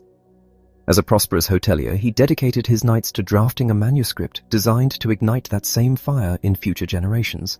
Suddenly, a devastating economic panic swept the nation, eradicating his businesses and consuming his nearly completed manuscript in a catastrophic fire. Stripped of his material wealth, his internal posture remained invincible. Recognizing that the nation was paralyzed by financial terror and industrial unrest, he saw an urgent, desperate need for inspiration. Rejecting lucrative offers to rebuild his hotel empire, he rented a meager room above a stable and furiously rewrote his masterpiece. His ensuing work achieved global resonance, reminding millions that the true measure of a life is not the accumulation of currency, but the forging of a noble character. He proved that an unyielding, magnificent obsession can resurrect a dream from absolute ruin and alter the psychological trajectory of an entire nation. The path of such a grand obsession, however, is rarely without friction. It demands the intellectual fortitude to withstand intense skepticism and the mockery of established experts. A university student, initially attending a lecture on spiritualism with the intent to scoff, found himself deeply unsettled by the vast, unexplored territories of the human mind. He developed a burning, irrepressible desire to bring rigorous scientific methodology to the study of psychic phenomena. Abandoning a secure academic future, he faced fierce ridicule, the alienation of his peers, and the constant threat of professional ruin. For decades, he fought an agonizing battle against institutional taboos and severe financial droughts, at one point assembling vital laboratory equipment from discarded hospital scrap. Yet he persisted in absolute secrecy until his meticulous research yielded undeniable empirical proof, ultimately securing global scientific reverence and expanding the frontiers of human knowledge. The pursuit of these magnificent endeavors inevitably intersects with the concept of wealth, prompting the timeless debate regarding the inherent morality of money. Those anchored in a negative mental posture frequently decry money as the root of all evil, fundamentally misinterpreting the ancient scripture which warns that it is the love of money that corrupts the soul. Money itself is simply a neutral conduit of power, a medium of exchange that amplifies the intent of its possessor. When wielded by a mind aligned with positive principles, it becomes an instrument of staggering benevolence. The legendary titans of industry, who amassed unprecedented fortunes through applied determination, channeled billions of dollars into philanthropic foundations. These vast, perpetual reservoirs of capital continue to eradicate disease, fund global education, and elevate the human condition long after their creators have returned to the earth, proving definitively that money, when guided by a noble obsession, is a profoundly beautiful force. This truth is perfectly embodied by the impoverished Scottish immigrant who ascended to become the preeminent industrialist of his era. His entire existence was anchored by the unwavering philosophy that anything possessing true value demands rigorous, uncompromising effort. This simple ethos blossomed into a colossal philanthropic mission, resulting in the establishment of countless free libraries designed to empower those willing to labor for their own enlightenment. Recognizing the profound universal value of his success formula, he commissioned a young journalist to meticulously distill and distribute this philosophy of achievement to the world, ensuring his true wealth, his intellectual blueprint for prosperity, was shared with posterity. Similarly, another monumental figure in the oil industry traced his colossal fortune back to a simple, instinctive act of courtesy, offering his seat to an elderly stranger on a train. This stranger, an industry executive, provided the young man's first crucial opportunity. The resulting oil magnate viewed his immense wealth as a sacred trust, dedicating his life to creating opportunities for others and maintaining a vibrant, youthful faith in humanity, proving that age is merely a state of mind dictated by the vitality of one's purpose. It is a profound biological and spiritual reality that individuals anchored by a monumental, outward-facing purpose tend to experience greater longevity. Figures of immense national and industrial prominence who dedicated their twilight years to youth organizations discovered that their selfless devotion acted as a vitalizing elixir. A life poured out for the benefit of others is continually replenished by the therapeutic power of universal esteem and the sheer joy of witnessing a bettered world. This lifelong dedication is vividly illustrated by a man who spent his existence salvaging youth from the unforgiving streets of a blighted metropolis. Raised in a harsh environment where incarceration was the statistical expectation, he and his brother were rescued from the abyss by the sanctuary of a local youth club. Acknowledging that without this intervention, his life would have been consumed by the criminal justice system, he dedicated every waking moment to expanding these sanctuaries, serving as a living expression of gratitude to a higher power. This is the essence of true character, a quality absorbed from a noble environment and demonstrated through unwavering integrity, moral courage, and an absolute commitment to the welfare of all living creatures. The greatness of a society rests entirely upon this philosophical bedrock, a spirit perfectly captured in the poetic realization that the mandate to give is ceaseless, continuing until the ultimate source of all blessings ceases to give unto you. Chapter 16. How to raise your energy level. Consider the state of your personal energy at this very moment. When you awoke this morning, did you greet the day with a surge of anticipation? Did you push away from your breakfast table feeling vibrant, fully prepared to plunge into the demands of your profession with genuine enthusiasm? If you find yourself dragging through your obligations, drained before the day has even begun, it is crucial to address this depletion immediately. The human mechanism operates on two distinct currents of energy, the physical and the mental or spiritual. While both are vital, the mental and spiritual current is vastly more profound. It is the reservoir from which you draw superhuman strength in moments of ultimate crisis. This staggering potential is evident when ordinary individuals perform impossible feats under severe emotional stress, a frail person lifting a tremendous weight to save a loved one, or a mind, unhinged from its conscious governor, exerting terrifying physical force. This same principle of mind over matter is deliberately utilized by the world's most elite athletic coaches. They understand that to shatter records, a champion must simultaneously condition both their muscles and their deeply held beliefs. A legendary runner broke a historic barrier not merely by running but by conditioning his subconscious to accept that the impossible time was simply a gateway to new, unprecedented speeds. By breaking his monumental goal down into manageable fractions and pushing his body to the absolute limit of collapse before resting, he proved that the capacity to endure expands precisely by enduring. Yet he also demonstrated a universal law of recovery. Rest and relaxation are the mandatory counterparts to intense exertion. The body and mind can only forge greater strength if they are allowed the periods of stillness required to rebuild what intense effort has torn down. Is it time to recharge your battery? There is absolutely no honor in becoming the wealthiest individual in the cemetery. It is a tragic waste to sacrifice your existence to your ambitions, leaving your loved ones with grief instead of your presence, simply because you ignored the dangerous drain on your vital reserves. A child demonstrates sheer exhaustion through irrational behavior, and an adult is no different, though they may stubbornly deny their fatigue. When an individual is fundamentally exhausted, their perception distorts. Ordinary challenges mutate into insurmountable crises, sometimes driving people toward desperate, destructive actions that ruin their careers and their homes. When your energy is depleted, your most virtuous characteristics are suffocated by negativity. You are, in essence, a dead battery. The only remedy is deliberate rejuvenation through rest, wholesome play, and deep sleep. How to tell when your battery needs recharging is a matter of honest self-observation. If you are generally a balanced and reasonable person, but suddenly find yourself acting excessively irritable, suspicious, or hostile, your reserves are dangerously low. When tact gives way to sarcasm, when courage is replaced by anxious jealousy, and when your daily disposition becomes rash or deeply depressed, these are the blaring alarms of severe fatigue. PMA demands a good energy level, and vice versa. The relationship between your physical vitality and your mental posture is absolute. Exhaustion inevitably drags your thoughts and emotions down into the destructive currents of a negative mental attitude. Conversely, when you are thoroughly rested and vibrating with health, your perspective naturally aligns with the positive. You operate at the absolute peak of your capabilities. To sustain this optimal state, you must exercise both your physique and your intellect. But you must also recognize a third, non-negotiable requirement: proper nourishment. Vitamins, necessary for a healthy mind and body. Just as a community thrives when its diet is rich in essential nutrients, your physical body demands wholesome, balanced sustenance to generate aggressive energy.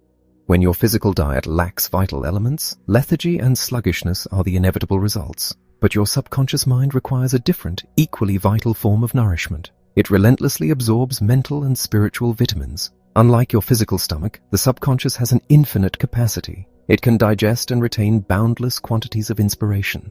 You must deliberately feed it by immersing yourself in uplifting literature, profound biographies, and sacred texts. This spiritual nourishment acts as a massive generator, producing surges of raw power that can be transmuted directly into physical vitality.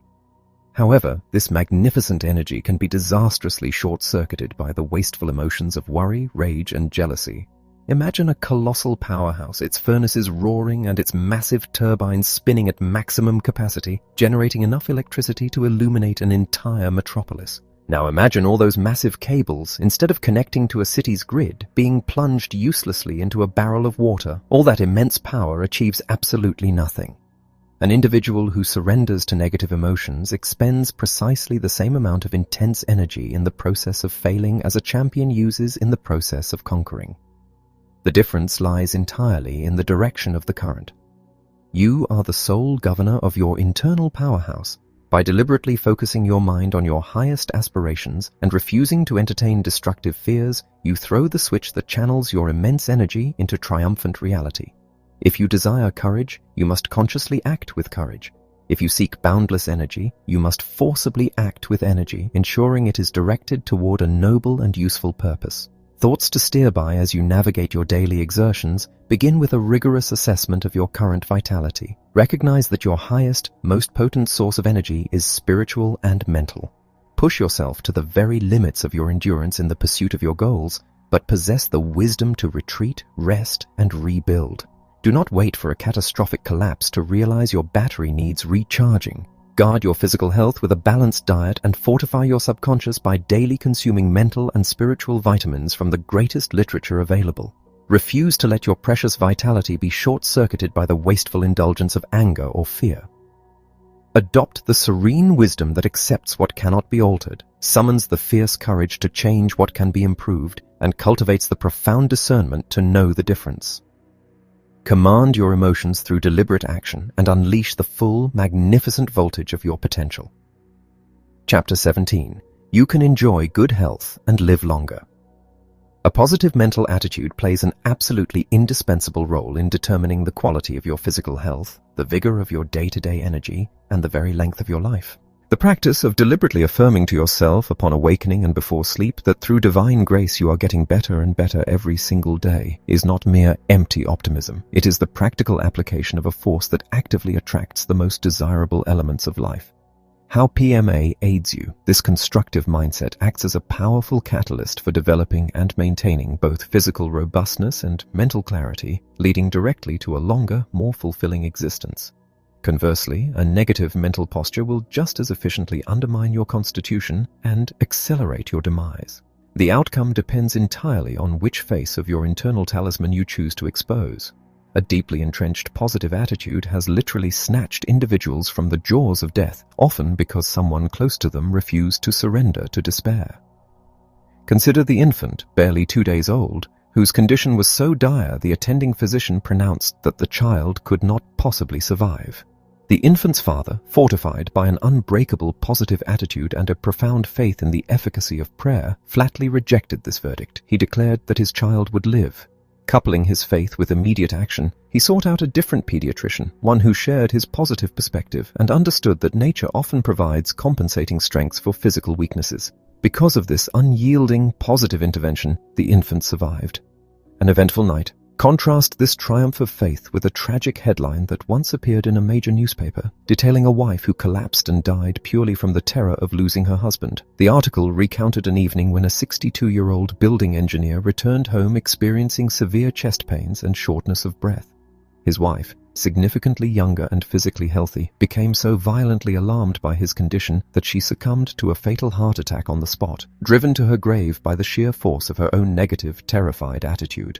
Ironically, her husband survived the episode. She allowed panic to sever her hold on life exactly when she needed her strength the most. Use a book as a catalyst. Sometimes the preservation of life requires a focal point to anchor the mind against overwhelming fear. During the horrifying devastation of the First World War, a noted scientist documented the unparalleled record of a specific British regiment. Engaged in brutal combat for over 4 years, this unit miraculously did not lose a single man. This astonishing survival was attributed to the active collective cooperation of the officers and soldiers in memorizing and daily repeating the words of the 91st Psalm. They utilized this sacred text as a psychological and spiritual catalyst, transforming it into a shield of protection that preserved their lives amidst unimaginable slaughter. I'd rather have my health than his money. Protecting your life fundamentally means protecting your health, which is unquestionably one of your most precious assets. There are countless wealthy individuals today who would eagerly surrender their entire fortunes in exchange for a healthy body. History records the life of a highly ambitious young clerk in Ohio who set a definitive goal to become the wealthiest man on earth. He achieved his monumental financial ambition, but the relentless, agonizing pressure he subjected himself to forced his retirement at the age of 57. He was plagued by severe stomach ulcers, shattered nerves, and the widespread hatred of his competitors and the public. Observing his miserable state, many remarked that they would much rather retain their health than possess his millions. Can money buy physical and mental health, a longer life, and the esteem of your fellow men? This titan of industry realized that his vast wealth was useless without the vitality to enjoy it. Upon his forced retirement, John D. Rockefeller completely restructured his major definite aims. He resolved to rebuild his physical body, maintain a serene mind, extend his lifespan, and ultimately win the genuine respect of humanity. He proved that while money cannot directly purchase these treasures, the disciplined application of resources and a changed attitude certainly can. He attended church services regularly, taking meticulous notes on spiritual principles to apply to his daily routine. He demanded 8 hours of sleep each night and integrated short, restorative naps into his day to completely banish harmful fatigue. He maintained impeccable personal hygiene and relocated to a climate perfectly suited to his physical needs. He balanced his life by engaging in outdoor recreation, particularly golf, ensuring he absorbed adequate sunshine and fresh air while also enjoying indoor games and reading. He revolutionized his eating habits, chewing his food thoroughly and slowly, allowing it to reach body temperature before swallowing, thereby protecting his delicate digestive lining.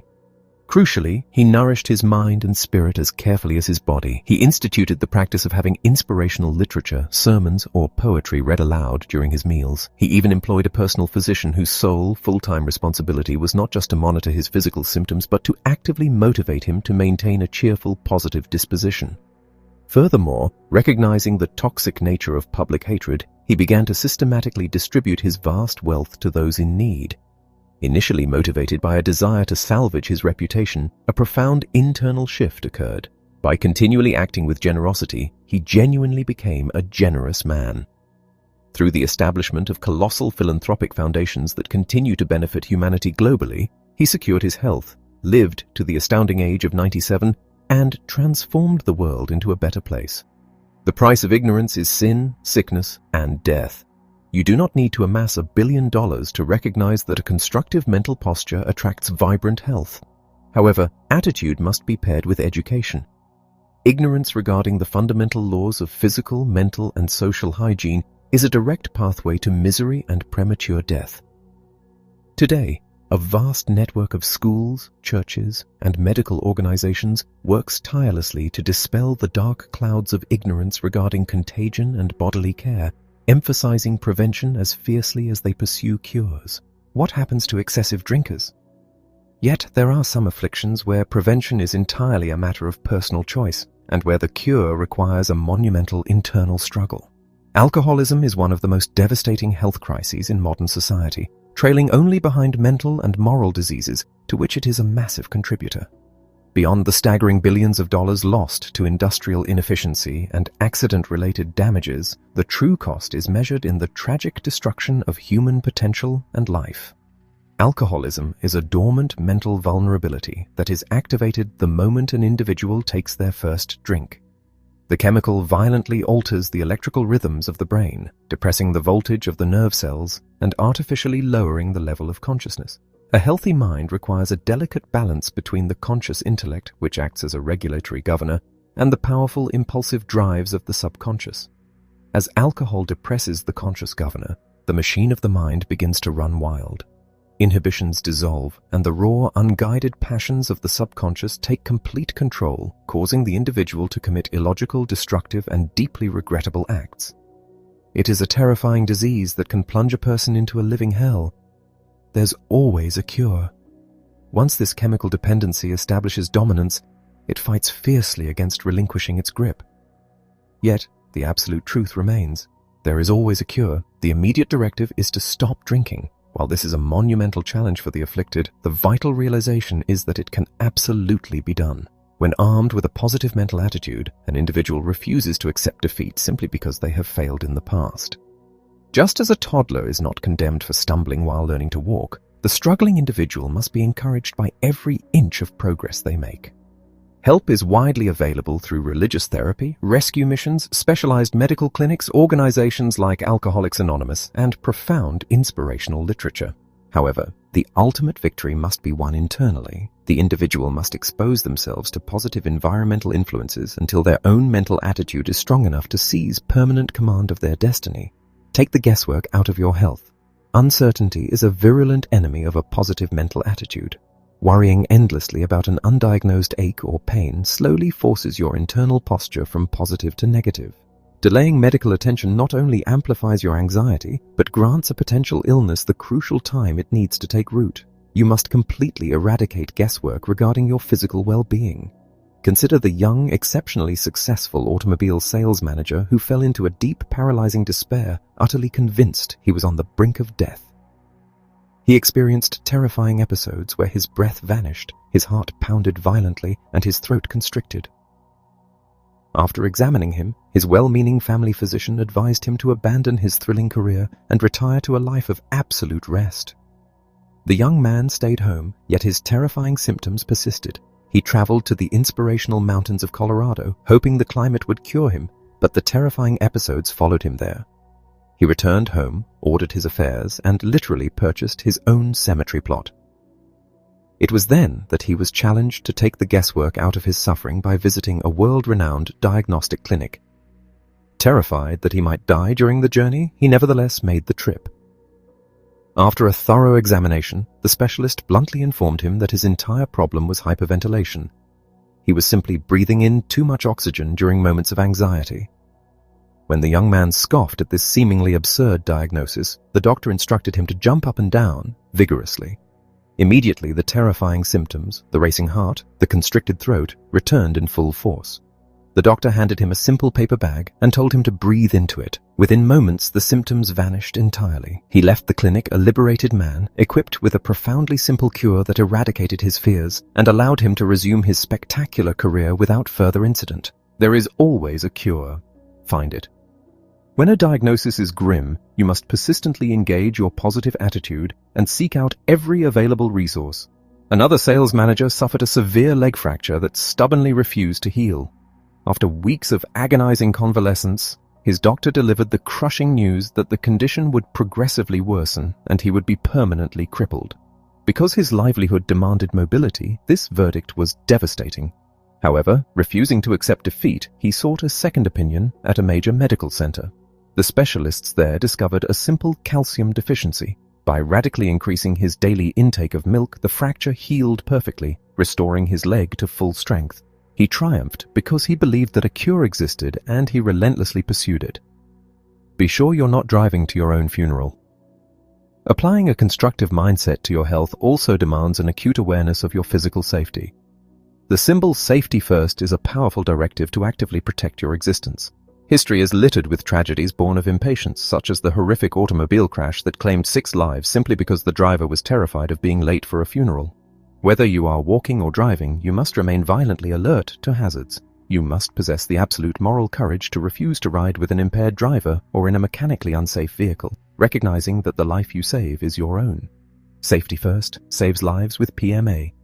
When massive projects are undertaken with a fierce, positive commitment to safety, the results are miraculous. The construction of a 41-story skyscraper in Chicago was completed without a single loss of life because safety factors were rigorously enforced. Contrast this triumph with the staggering human toll exacted during the construction of other monumental structures. Dozens dead building bridges, hundreds lost erecting dams, and thousands perishing during the excavation of the Panama Canal. While tragedy can strike unexpectedly, an individual armed with a positive mental attitude is infinitely better prepared to prevent it. When tragedy strikes, and when catastrophic loss does occur, it is this same internal posture that provides the strength to endure. A devoted mother, possessing no formal business training but anchored by a profound religious faith, suffered the agonizing loss of her 9-year-old son. She recognized that to survive the crushing void, she had to aggressively occupy her mind and redirect her maternal love toward humanity. She secured demanding employment as a waitress, forcing herself into long hours of public interaction where cheerfulness was mandatory. By pouring her energy into serving others, she successfully neutralized her own paralyzing grief and preserved her mental and physical sanity. High school girl gets pains before examinations. You must also recognize the profound, sometimes deceptive interrelationship between your mind and your body. The subconscious is entirely capable of generating very real, excruciating physical pain to achieve a desired psychological escape. A young student routinely experienced paralyzing backaches on the mornings she was scheduled to take examinations in subjects she despised and for which she was unprepared. The agony was not a conscious deception. Her suffering was intense. Yet, miraculously, the pain would entirely vanish the moment the school day ended or when a favored companion arrived to visit. Her subconscious was utilizing physical illness as a shield against academic failure. Religion and psychiatry. Such emotional complexities require the specialized healing that bridges the gap between theology and modern science. Long before the vocabularies of psychology and psychiatry were established, the fundamental rules for mental serenity and a prolonged, healthy life were deeply woven into religious teachings. The mechanisms for relieving subconscious torment have always been recognized by spiritual leaders. The minister to millions helps the sick. Recognizing this profound intersection, visionary leaders in both religion and medicine established non-sectarian clinics where psychiatrists, ministers, and psychologists work in absolute harmony.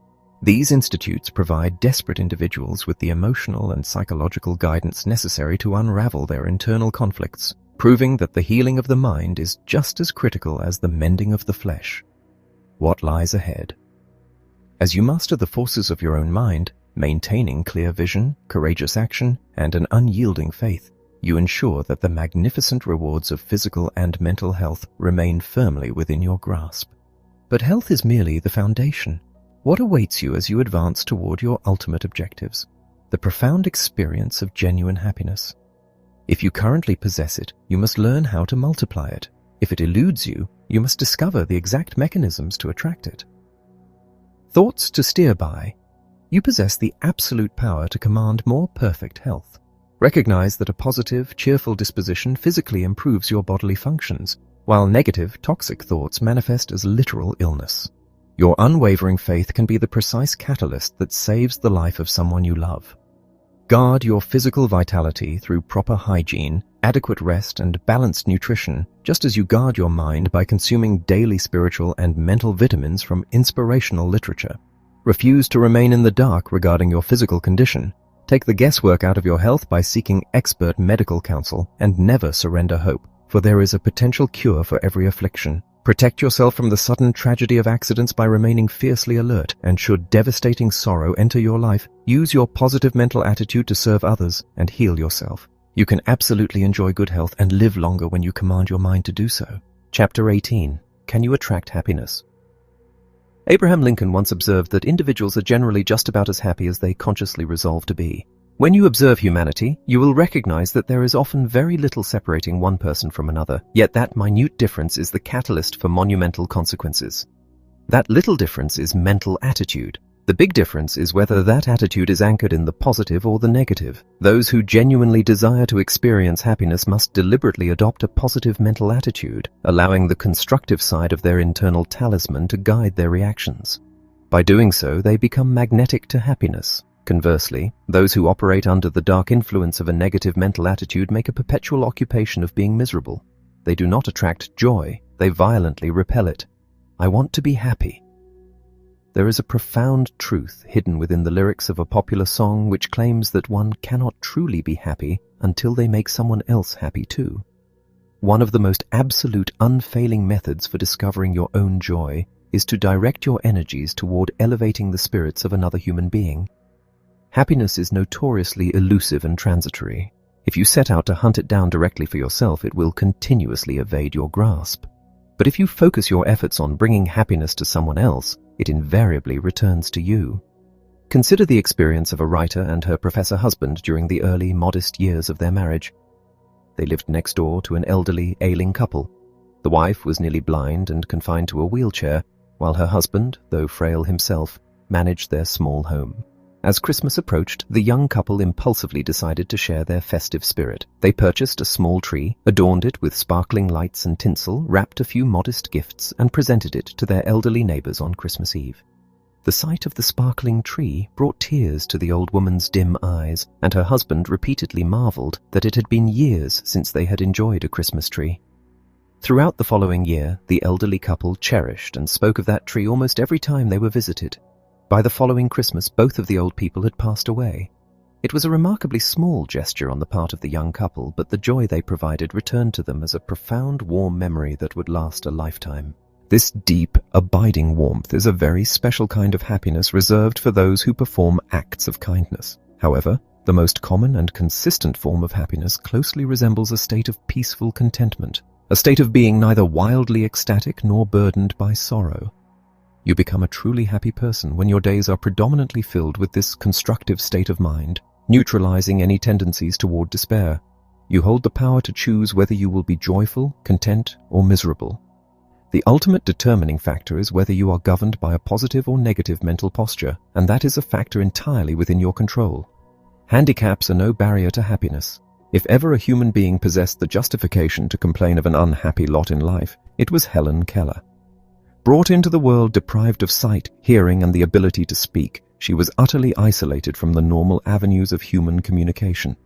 She had only her sense of touch with which to navigate the dark, silent void and reach out for the warmth of human connection. Yet reach out she did. With the aid of a brilliant, devoted teacher who reached back with profound love, this deaf, mute, and blind child blossomed into a radiant, joyful woman. She later reflected that anyone who acts out of genuine goodness, who offers a helpful word, a cheering smile, or eases the burden of another, knows that the resulting delight becomes an intimate, sustaining part of their own soul. She marveled at the unparalleled joy of surmounting seemingly immovable obstacles and pushing the boundaries of human accomplishment. She believed that if those desperately seeking happiness would merely pause and reflect, they would realize that the delights already present in their lives are as abundant as the grass beneath their feet. Helen Keller meticulously counted her blessings and harbored profound gratitude for them. By sharing the wonder of her existence with the world, she inspired delight in millions. Because she freely distributed that which was good and desirable, she magnetized more of the same into her own life. This is the universal law: the more you share, the more you possess. Conversely, if you choose to broadcast misery, you will inevitably attract more misery to your door. We are all familiar with individuals who seem permanently plagued by troubles. Not manageable problems or opportunities in disguise, but endless, devastating difficulties. Everything they touch seems to turn sour, and this is entirely because they persistently share their toxic negativity with everyone they encounter. Many lonely souls wander through life aching for affection and friendship, yet they never attain it. Some actively repel the very companionship they seek through a negative demeanor, while others retreat into isolated corners, silently hoping that joy will somehow find them, yet never offering any good to the world. They fail to understand that withholding your inner light diminishes your own portion of it. But those who summon the courage to combat their loneliness find their salvation in sharing the good and the beautiful. There was once a little boy born with a severely arched spine and a crooked leg. The attending physician tried to console the father, saying the boy would get along. But getting along was a harsh reality. As the boy grew, his physical deformities made him a target for the cruel mockery of other children, leaving him deeply isolated and miserable. However, this boy possessed a brilliant, observant mind. He noticed that the townspeople held a deep respect and affection for the local blacksmith. Studying the man, the boy realized that the blacksmith's popularity stemmed from his constant willingness to help others and his cheerful, booming laugh. The crippled boy resolved to emulate these exact traits. He began seeking out small, helpful tasks for his neighbors and forced himself to cultivate a cheerful disposition. He discovered that by actively working to bring a smile to the faces of others, he completely neutralized his own loneliness and became a beloved member of his community. Happiness begins at home. The vast majority of our earthly existence is spent within the walls of our homes, in the company of our families. Tragically, the dwelling that is designed to be the ultimate sanctuary of love, joy, and security frequently devolves into an arena of hostility and friction. Conflicts within the home arise from myriad sources, but they are almost always rooted in a failure to understand the psychological dynamics of those we live with. During a seminar on the science of success, a brilliant but highly aggressive young man confessed that his home life was so unbearable he was planning to move out immediately. The source of his profound unhappiness, he revealed, was his mother. Upon further discussion, it became glaringly apparent that his mother possessed the exact same dominant, forceful personality as her son. They were two alike. It was explained to the young man that human personalities often function like magnets. When two identical magnetic poles are forced together, they violently repel one another. When two highly aggressive, dominant individuals clash without conscious restraint, friction is the inevitable result. He was taught that because their behaviors were so identical, he could actually dictate her reactions simply by altering his own. If he wanted a peaceful home, he had to consciously soften his own aggression and apply the soothing balm of a positive mental attitude to their interactions. When parents don't understand their children, this clash of innate tendencies is equally destructive when the characteristics are entirely different but misunderstood. A mother once sought counsel because her teenage daughter was a profound disappointment to her. "I don't understand her," the father said. The father echoed this deep frustration, stating that while the girl was morally good, she was entirely baffling. She refuses to do basic chores around the house, yet she will sit and exhaust herself for hours playing the piano, he lamented.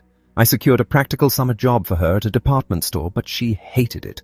All she wants to do is play that piano. The parents and the daughter were subjected to an analytical behavioral assessment. The results were remarkably illuminating. The young girl possessed an artistic drive, a level of raw ambition and internal energies that vastly exceeded those of her practical, conventional parents. To the parents, playing the piano was a pleasant hobby, but a girl's true duty was to learn housekeeping and secure a sensible job. To the daughter, the piano was the consuming passion of her existence. The parents were completely incapable of comprehending her reactions until it was clearly explained to them that she was fundamentally wired differently than they were. Once the parents understood the unique forces that motivated their daughter, and the daughter was helped to understand the practical anxieties of her parents, they were able to adjust their attitudes toward one another and restore harmony to their home. To have a happy home, be understanding. If you desire happiness, you must cultivate a deep, abiding understanding of other people. You must accept the reality that another person's physical energy, emotional capacity, and intellectual framework may differ entirely from your own. They do not process the world exactly as you do, and their passions may not align with your preferences. When you truly internalize this, it becomes significantly easier to maintain a positive mental attitude and to act in ways that generate desirable reactions from those around you. Just as the opposite poles of a magnet are irresistibly drawn to one another, individuals with wildly contrasting personality traits often form the most enduring and harmonious bonds, provided they share a core community of interest. One partner may be a dynamo of aggression, ambition, and boundless confidence, while the other naturally leans toward timidity, caution, and quiet tact. When united, they possess the profound ability to complement, strengthen, and inspire one another. They blend their extremes, neutralizing the potential for one to become ruthlessly rigid and the other to become hopelessly frustrated. If you were tethered to someone whose personality was the exact mirror image of your own, the constant friction would likely be unbearable. Children, too, must be educated in the art of understanding. A massive portion of domestic misery stems from children failing to appreciate the sacrifices and intentions of their parents. Yet, the burden of this failure often rests squarely on the parents' shoulders. A highly prominent and wealthy executive once lamented that despite his immense public success, he was utterly despised by his own children. Driven by a desire to shield his offspring from the brutal hardships that had forged his own character, he gave them every material luxury imaginable. He eliminated their need to struggle, and in doing so, he eliminated their capacity to appreciate. He never demanded their gratitude, and consequently, he never received it. He simply assumed they would intuitively understand his deep love for them, but he never took the time to actually communicate it. He experienced a hollow happiness in providing for them, but he failed to teach them how to be happy by giving of themselves. If this man had occasionally confided in his children, sharing the raw, difficult truths of his own ascent so they could comprehend the value of what they possessed, the relationship might have been vastly different. It is never too late to correct such an error. He needed only to pivot his mental attitude, to strive earnestly to make his true self known, and to share his time and his spirit as liberally as he had shared his wealth. Attract and repel through verbal communications. Regardless of your station in life, you are a being of immense potential and worth. Yet there may be individuals in your orbit who react to you with unwarranted antagonism or coldness. You must remember that you wield the profound power to attract or repel. If you find yourself surrounded by friction, you must courageously examine your own methods of communication. A negative mental posture automatically repels the favorable aspects of life and attracts the undesirable. The friction you experience is frequently the direct result of what you say, the precise tone in which you say it, and the hidden emotional posture behind your words. The human voice is a remarkably sensitive instrument. It broadcasts the hidden moods and attitudes of the mind with perfect clarity. It requires immense humility to admit that you might be the source of the offense, but once you accept this, you can alter the dynamic entirely. Consider the discipline of a master salesman. He is forced by necessity to become hypersensitive to the reactions of his prospects and to instantly adjust his approach. If you were to apply that same rigorous, positive, accommodating attitude to your interactions with your family and friends, your social world would transform into a haven of harmony. If you find yourself frequently wounded by the words of others, it is highly probable that you are guilty of inflicting identical wounds. If you despise being the subject of gossip, you must absolutely refuse to gossip about others. If a harsh, angry tone offends you when directed at you, you must recognize that it is equally repulsive when you direct it at your child or your spouse. If you bristle at sarcasm and biting criticism, you must eliminate them from your own vocabulary. Conversely, if you thrive on being complimented, remembered, and appreciated, you can guarantee that others will blossom when you bestow those same kindnesses upon them. A letter can bring happiness. The old adage claims that absence makes the heart grow fonder, but this is only true if the channels of communication remain open.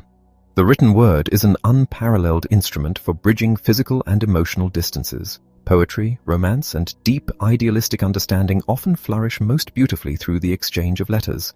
The written page allows an individual to articulate profound thoughts and delicate feelings that might remain forever trapped behind the awkwardness of spoken conversation. These written expressions of endearment should never cease, even when physical distance is eliminated. The great American author Mark Twain was known to write loving, devoted notes to his wife every single day, even when they resided in the very same house. Their marriage was a testament to the happiness generated by such constant, deliberate communication. You are what you think. To write effectively, you must first think clearly. When you compose a letter, you are actively crystallizing your mental energy onto the paper. You exercise your imagination by reflecting on the past, analyzing the present moment, and projecting into the future. By posing thoughtful questions within your letter, you gently direct the mind of the recipient into constructive, positive channels, making it effortless for them to respond. In doing so, you compel the receiver to focus their thoughts upon you. If your communication is crafted with care and a positive attitude, you can imprint inspiring, uplifting thoughts indelibly upon their subconscious mind. Can you truly attract happiness? The answer is an absolute, undeniable yes. You attract it by deliberately assuming a positive mental attitude, which acts as an invincible magnet for health, wealth, and profound joy. This attitude is constructed from the sturdy materials of faith, hope, charity, optimism, tolerance, and unwavering integrity. Contentment. True happiness ultimately distills into a state of profound contentment. Consider the philosophy of a man reputed to be the richest soul in Happy Valley. His wealth is not measured in currency, but in enduring values that can never be stolen or lost. He acquired his unimaginable riches through a strict internal inventory. He found his own happiness exclusively by helping others find theirs. He secured vibrant health by living with absolute temperance. He harbored no hate and envied no man, choosing instead to project love and respect toward all humanity. He engaged in a labor of love, blending his work with generous amounts of play, thereby avoiding the soul-crushing fatigue of drudgery. He prayed daily, not for the accumulation of more material goods, but for the wisdom to fully recognize and embrace the abundant blessings he already possessed. He demanded no favors from the world, asking only the privilege of sharing his bounty with those who desired it. He maintained a pristine relationship with his own conscience, allowing it to guide his every step. His material wealth flowed naturally from those he had benefited through his service. This magnificent estate of contentment is entirely untaxable and indestructible, for it exists solely within the fortress of his own mind. It is a state of being available to anyone willing to observe the laws of nature and discipline their habits to conform to them. When an individual operates with a fractured, fearful, and false perspective, they tear their own world apart. But when they unite their spirit through the power of faith, faith in their own potential, faith in the goodness of their fellow man, and faith in the divine order of their destiny, they rebuild their universe. If the man is right, his world will be right. Thoughts to steer by. Recognize the profound truth that you are precisely as happy as you resolve to be. The minute difference between soaring joy and crushing despair is your mental attitude. To find happiness, you must cease your selfish pursuit of it and dedicate your energies to making others happy. Remember that if you broadcast misery, you will drown in it, but if you share your joy, it will multiply endlessly. Bring this understanding into your home, recognizing that the people you live with have unique emotional and energetic capacities. You must harmonize with them rather than demand they mirror you. Be violently sensitive to your own reactions and the words you speak, ensuring you do not repel the very love you seek. And finally, strive to build your own untouchable estate of contentment by living with temperance, replacing envy with love, and praying only for the wisdom to appreciate the magnificent abundance that already surrounds you. Chapter 19. Get rid of that guilt feeling. You have a guilt feeling. That is fundamentally a good thing. A sense of guilt is an essential component of the human conscience, serving as a vital internal compass. Every living person, regardless of their moral standing, will occasionally experience this profound internal warning. It is the result of a still, small voice speaking directly to your spirit. Consider what would happen if an individual were entirely incapable of feeling remorse after committing a wrong. A person devoid of this sensation is often entirely unable to distinguish between right and wrong, either due to a severe lack of moral training or a fundamental psychological flaw. While some feelings of guilt are inherited and others are acquired through the specific ethical codes of our environment, they all serve to highlight a deviation from an accepted standard. There are even instances where violating a societal standard is beneficial because the standard itself is corrupt. Yet, a feeling of guilt, when paired with a positive mental attitude, is a magnificent force. It has historically motivated individuals of profound character to right their wrongs. A righteous man who once relentlessly persecuted a religious minority was so moved by his resulting guilt that he transformed into a legendary evangelist, altering the course of history for thousands of years. Another man, imprisoned and consumed by remorse for his past misdeeds, used his guilt as the motivation to author a literary masterpiece that continues to teach nobility of character. Even a world-renowned physician and humanitarian was propelled into his lifelong mission in the jungle because he felt a deep, agonizing guilt that he was falling short of his responsibilities to mankind. When directed properly, guilt is an engine for monumental good. However, when guilt is coupled with a negative mental attitude, it becomes a destructive force. Pioneering psychologists have noted that an unresolved sense of guilt frequently manifests as a subconscious need to suffer or be ill. The conscious mind may attempt to bury the transgression, but the subconscious never forgets. If the individual does not rid themselves of this guilt through positive action, the subconscious will fulfill its demand for punishment by inflicting severe mental and physical anguish. A guilt feeling can teach you consideration for others. Consideration is a vital quality that every individual must actively learn and develop. A newborn child possesses no innate concern for the comfort of others. It demands exactly what it wants, precisely when it wants it. As we mature, this intense selfishness must slowly yield to an awareness of the people around us. When we fail to show consideration and succumb to selfishness, a twinge of guilt serves as a necessary reprimand. It forces us to pause and choose between indulging our own desires and honoring the feelings of others. A poignant illustration involves a 6-year-old boy visiting his grandfather. Every evening, the child ran to the corner to greet the older man returning from work, a ritual that brought the grandfather immense joy. In return, the grandfather always brought a small bag of candy. One evening, the boy ran up and bluntly demanded his candy without a word of affection. The grandfather, trying to conceal his deep hurt, asked if the child only came to meet him for the sweets. He handed over the bag in silence. The boy was instantly struck by a profound unhappiness. The candy lost all its appeal because he realized he had injured someone he deeply loved. That night, as they prayed together, the boy spontaneously asked the divine to let his grandfather know how much he truly loved him. That agonizing guilt was necessary. It forced the child to recognize his selfishness and take immediate action to make amends. To get rid of that guilt feeling, make amends. A profound sense of guilt carries with it an undeniable feeling of indebtedness, a moral debt that must be actively reduced and eventually eliminated. In a celebrated inspirational novel, a young man was burdened by the crushing knowledge that his own life had been saved at the direct expense of a brilliant, world-renowned brain surgeon. Driven by this immense feeling of debt, he dedicated his entire existence to making amends. He studied relentlessly to become an equally brilliant specialist and adopted the deceased surgeon's philosophy of anonymous philanthropy, ultimately transforming his guilt into a magnificent obsession to serve humanity. In everyday life, this same mechanism operates within us. When we wrong another, the only permanent path to emotional liberation is to actively repair the damage and balance the ledger of our conscience. To get rid of that guilt feeling, get into action. When individuals become ensnared in a web of wrongdoing, they often feel hopelessly paralyzed, believing they can never break free. They surrender to the downward spiral, accumulating more guilt with every deception.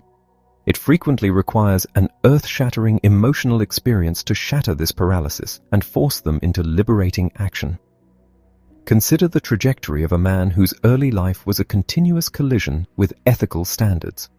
From stealing money in college to committing armed robbery and facing military court-martials, his life was a sequence of escalating transgressions. Eventually, his technical brilliance drew him into the deep underworld where he engineered electronic devices for illicit gambling syndicates. He acquired a luxurious home, vast sums of money, and expensive cars, but his subconscious mind was accumulating a suffocating, unbearable weight of guilt. The turning point arrived during a tense drive with his wife, who had been weeping over the mysterious, illicit nature of his income. Caught in a massive traffic jam near a revival tent, they impulsively decided to attend the meeting. As the evangelist spoke, the man felt the words piercing directly into his hardened heart. The speaker warned of individuals stiffening their necks in pride, refusing to change, and ominously stated that this might be their absolute last chance. Overwhelmed by a profound premonition and the crushing weight of his accumulated remorse, the man suddenly stood up. "Let's go," he told his wife, and he led her not out the door, but straight down the aisle.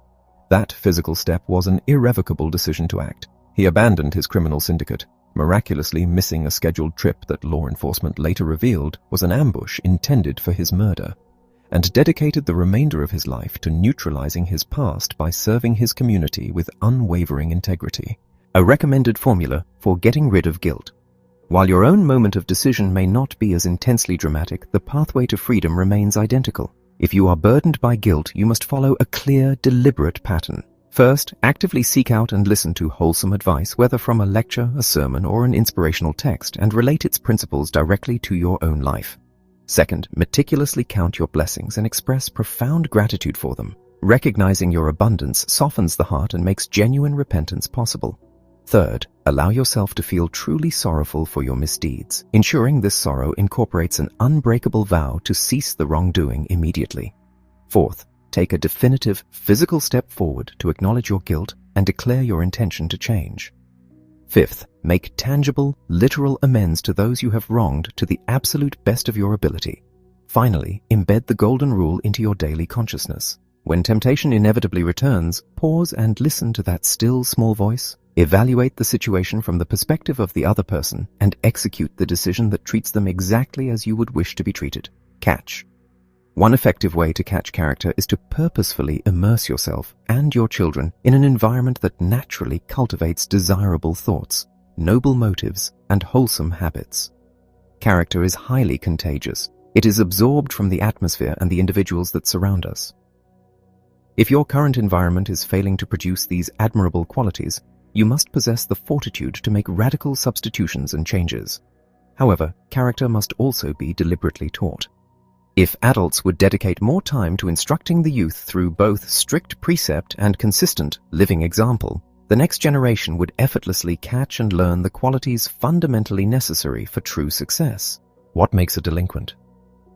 When we observe the tragic proliferation of juvenile crime, we are quick to label the youth as delinquents. Yet, prominent educational and correctional authorities assert that the root cause lies elsewhere. We are actually facing a profound crisis of parent delinquency. When parents abdicate their fundamental obligation to guide their children in distinguishing right from wrong, the child's moral compass is never calibrated. Crime is ultimately caused by a catastrophic lack of moral responsibility, which stems directly from an underdeveloped sense of guilt. Without a functional conscience to provide internal guidance, a person's character remains stunted and amoral. Every child is born with the potential for magnificent character, but it is the absolute duty of the parents to awaken and nurture it. When one virtue is in conflict with another, the path of moral rectitude is rarely a simple choice between obvious good and obvious evil. The most agonizing decisions occur when one noble virtue stands in direct, unyielding conflict with another. You will inevitably face crucibles where you must choose between what you desperately wish to do and what absolute duty demands, or between intense loyalty to a specific individual and a broader loyalty to an organization or society. How does one navigate a situation where love for a friend clashes violently with integrity? Imagine a group of professionals who discovered that a trusted colleague was secretly engaging in practices that would severely damage their mutual employer. They were bound by a personal promise to keep his secret, representing the virtue of loyalty to a friend.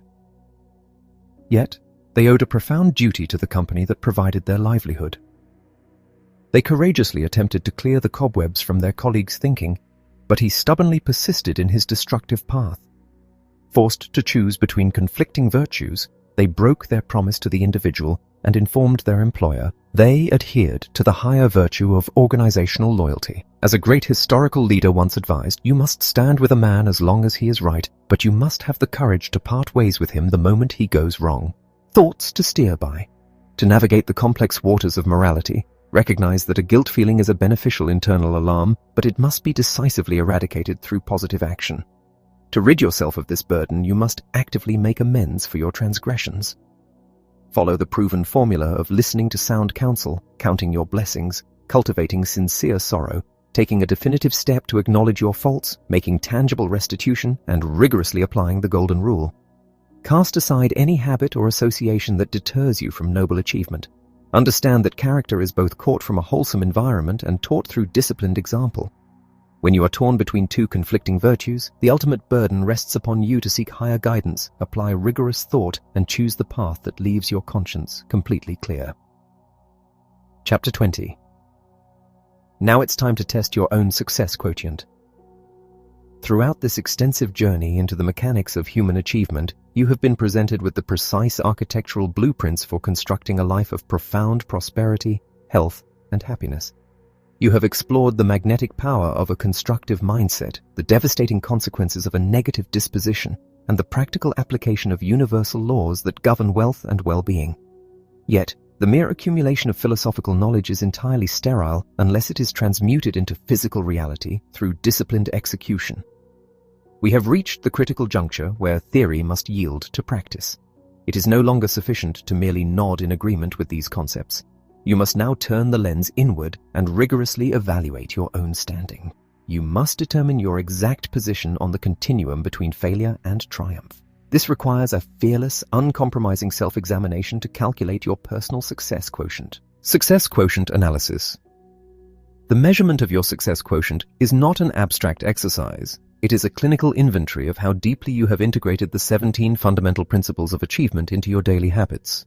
To perform this analysis accurately, you must strip away all self-deception and confront your reflection with absolute honesty. You must interrogate your own character. Begin by asking yourself if your predominant mental attitude is truly positive.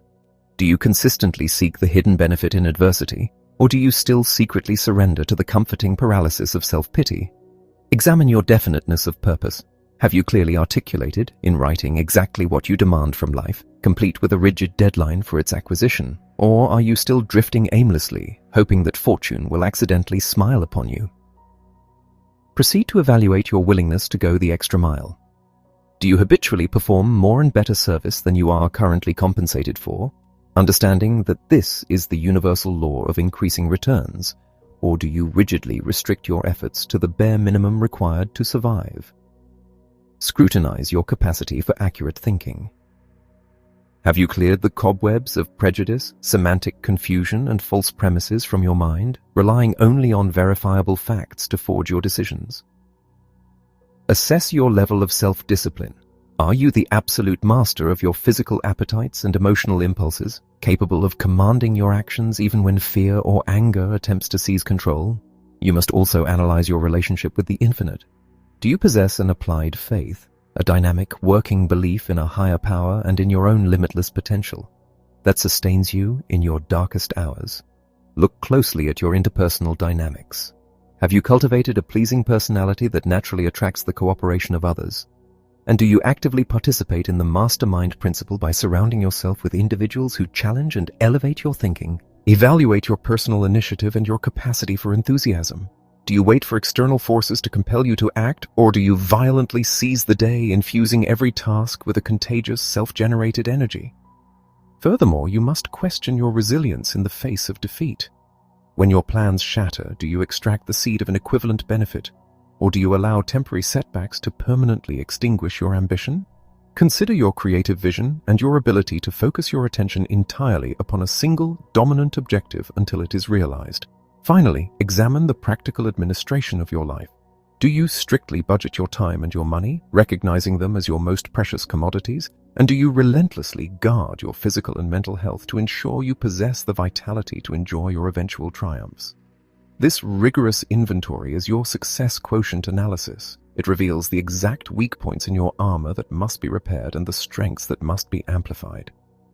Thoughts to steer by. As you conclude this intensive self-evaluation, recognize that the discovery of a deficiency is not a cause for despair. It is the revelation of your next great opportunity for growth. The ultimate value of this analysis lies entirely in the immediate, corrective action you take based upon its findings. If you discovered that your definiteness of purpose is lacking, you must sit down this very hour and write out your major life objective. If you realize your attitude has tilted toward the negative, you must deliberately begin repeating your self-motivators to force a psychological pivot. The compass for your future is now calibrated by your own honest reflection. You possess the complete combination to the vault of achievement. It is time to stop reading the map and start walking the road. Action is the ultimate test of your comprehension. Let this honest analysis be the catalyst that propels you out of the realm of passive learning and into the thrilling arena of active, magnificent living. Chapter 21. Awaken the sleeping giant within you. Deep within the invisible corridors of your consciousness resides a staggering, dormant power. It is a force of such immense magnitude that, once fully roused, it possesses the absolute capability to shatter any obstacle, conquer any adversity, and materialize your grandest visions into tangible reality. For years, perhaps for your entire life, this monumental force has slumbered, waiting patiently for the precise command that would call it into action. This entity is the sleeping giant within you. It is your subconscious mind, fueled by the limitless energy of the universe and directed by the conscious choices you make. Until this moment, you may have occasionally felt its stirrings in fleeting moments of intense inspiration or sudden courage. But now, armed with a positive mental attitude and a profound understanding of the laws of achievement, you hold the exact instruments required to awaken this giant permanently and bind it to your service. Imagine for a moment that you possess a mystical talisman, a lamp containing an ancient genie bound to grant your deepest desires. If such a supreme power stood before you ready to execute your commands, what wouldst thou have? What would you truly demand from life? The tragedy of human existence is not that men demand too much and fail to achieve it, but that they demand far too little and resign themselves to mediocrity. If your giant is to labor on your behalf, it must be given crystal clear, definitive instructions. You must ask yourself with absolute uncompromising honesty, what do I want? Do you seek the establishment of a vast financial empire? Do you demand vibrant, unbreakable physical health? Are you searching for profound peace of mind or the restoration of harmony within your home? You cannot command this immense internal power with vague wishes or half-hearted hopes. You must define your exact objective, carve it into the bedrock of your mind, and infuse it with a burning, white-hot desire.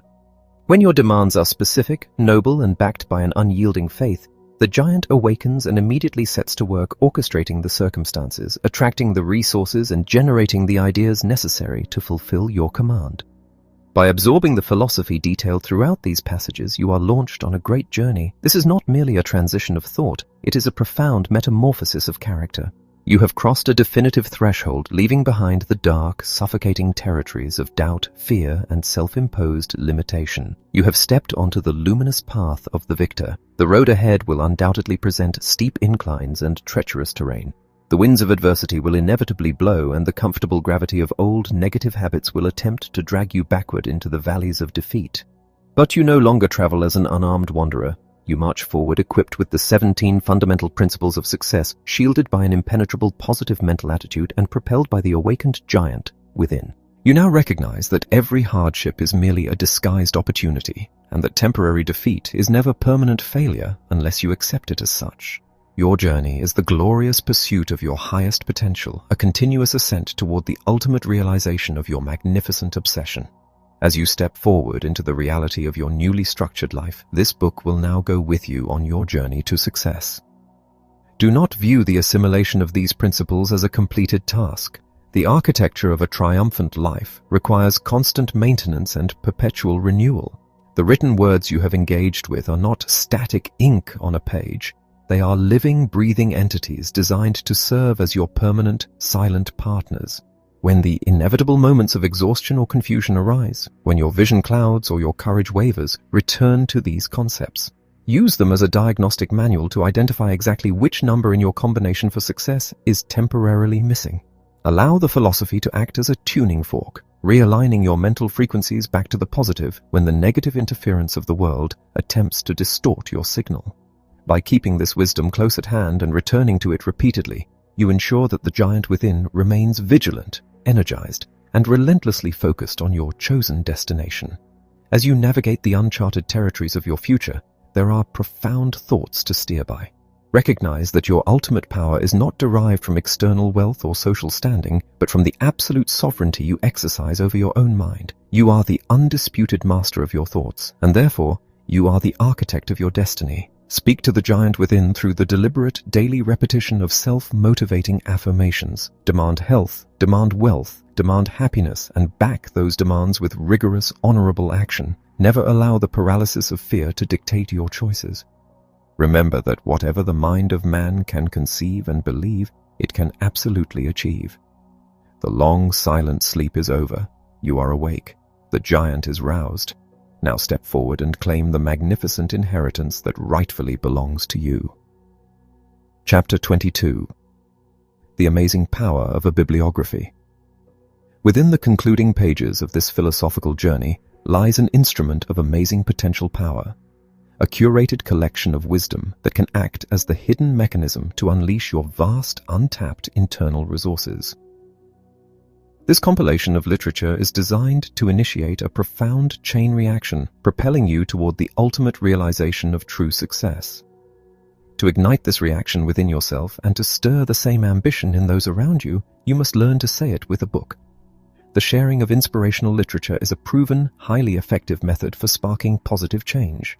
Throughout recent history, a unique group of writers has emerged, possessing the rare talent to plant seeds of thought that directly motivate individuals searching for self-betterment. These books are catalysts. They demand action. Consider the legacy of individuals who made it their magnificent obsession to distribute these volumes of hope. Men like Nate Lieberman shared thousands of texts, introducing profound thinkers and future leaders to the works of Emerson and the laws of the mind. Such sharing is a magnificent paradox. You give the ideas away, yet you retain them entirely for your own enrichment. This power was vividly demonstrated by a struggling mother, Brownie Wise, who desperately needed a substantial income to afford medical care for her ailing son. Seeking a solution, she turned to a renowned book on the principles of achievement. She did not merely read it, she devoured it 6 times until the fundamental laws of success became a part of her own mental architecture. By applying these concepts, she transformed her part-time sales position into a monumental career, eventually rising to become the president of a major cosmetics corporation. Her success was amplified because she deliberately motivated her entire sales force by providing them with the exact same book that had rescued her. Similarly, the founders of vast nutritional empires utilized these exact texts to provide mental and spiritual vitamins to their thousands of distributors, proving that the distribution of profound literature is a cornerstone of explosive corporate and personal growth. To extract such monumental value from the written word, one must understand how to read a book. The assimilation of a self-help text requires a specific, disciplined art. It demands intense concentration and a receptive posture, as if the author were a trusted friend speaking intimately to you alone. Following the example of Abraham Lincoln, the reader must pause frequently for deep reflection, actively relating the concepts to personal experiences. It is crucial to approach the text with a clear objective, knowing exactly what knowledge or solution is being sought. Such books are not meant to be skimmed passively like fiction. They require a rigorous 4-step methodology. The first phase is to read for general content, moving swiftly to grasp the sweeping flow of ideas while physically marking important phrases and recording spontaneous thoughts in the margins. The second phase involves reading for particular emphasis, meticulously absorbing specific details and fully comprehending novel concepts. The third phase is to read for the future, which involves committing vital passages to memory, testing the new ideas in daily life, and burning the useful principles into your permanent habit patterns. Finally, the fourth step is to return to the book later to refresh the memory and rekindle the original fires of inspiration whenever the inevitable moments of discouragement arise. At the absolute pinnacle of all inspirational literature stands the Bible. It is the ultimate source of spiritual vitamins and timeless principles of human conduct. Within its passages lie the fundamental laws of faith, integrity, and the power of thought. It commands the individual to walk honestly, avoiding the destructive forces of rioting, envy, and the unrestrained lusts of the flesh. It establishes the unshakable psychological truth that a person is the exact manifestation of the thoughts held within their own heart. It offers the ultimate promise that all things are entirely possible to the individual who possesses an unwavering belief, and it teaches that the divine force is ready to aid those who struggle with their own unbelief. It demands action, warning that faith devoid of physical work is entirely dead, and encourages the seeker to actively ask, seek, and knock, assuring them that the doors of opportunity and understanding will invariably be opened. It emphasizes the profound virtue of charity, clothing the naked, visiting the sick, and comforting the imprisoned, while sternly warning that the obsessive love of money, rather than money itself, is the root of profound evil. Beyond this sacred foundation, there are countless books for further reading that serve as stepping stones across the river of doubt. These volumes span the disciplines of philosophy, psychology, applied logic, and biographical history. They encompass the memoirs of industrial titans like Andrew Carnegie and Benjamin Franklin, detailing their exact ascents from obscurity to legend. They include the psychological explorations of William James and Sigmund Freud, as well as the modern pragmatic blueprints for achievement forged by contemporary motivators and business pioneers.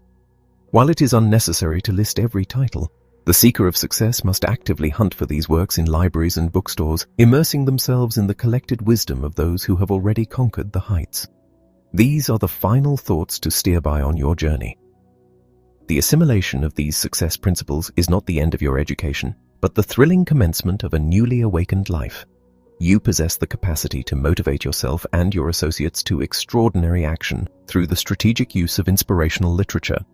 You must master the discipline of reading, concentrating deeply, seeking specific answers, and testing the principles in the crucible of your own life. Evaluate the worth of any philosophy by the tangible, physical results it produces in your character and your environment. You are now a superior individual, equipped to make your surrounding world a better place, simply because you have chosen to align your mind with the positive. The vast, sleeping giant within you is now fully awake. The combination to the vault of success is in your hands. Step forward, apply the laws of achievement, and claim the magnificent destiny that is rightfully yours.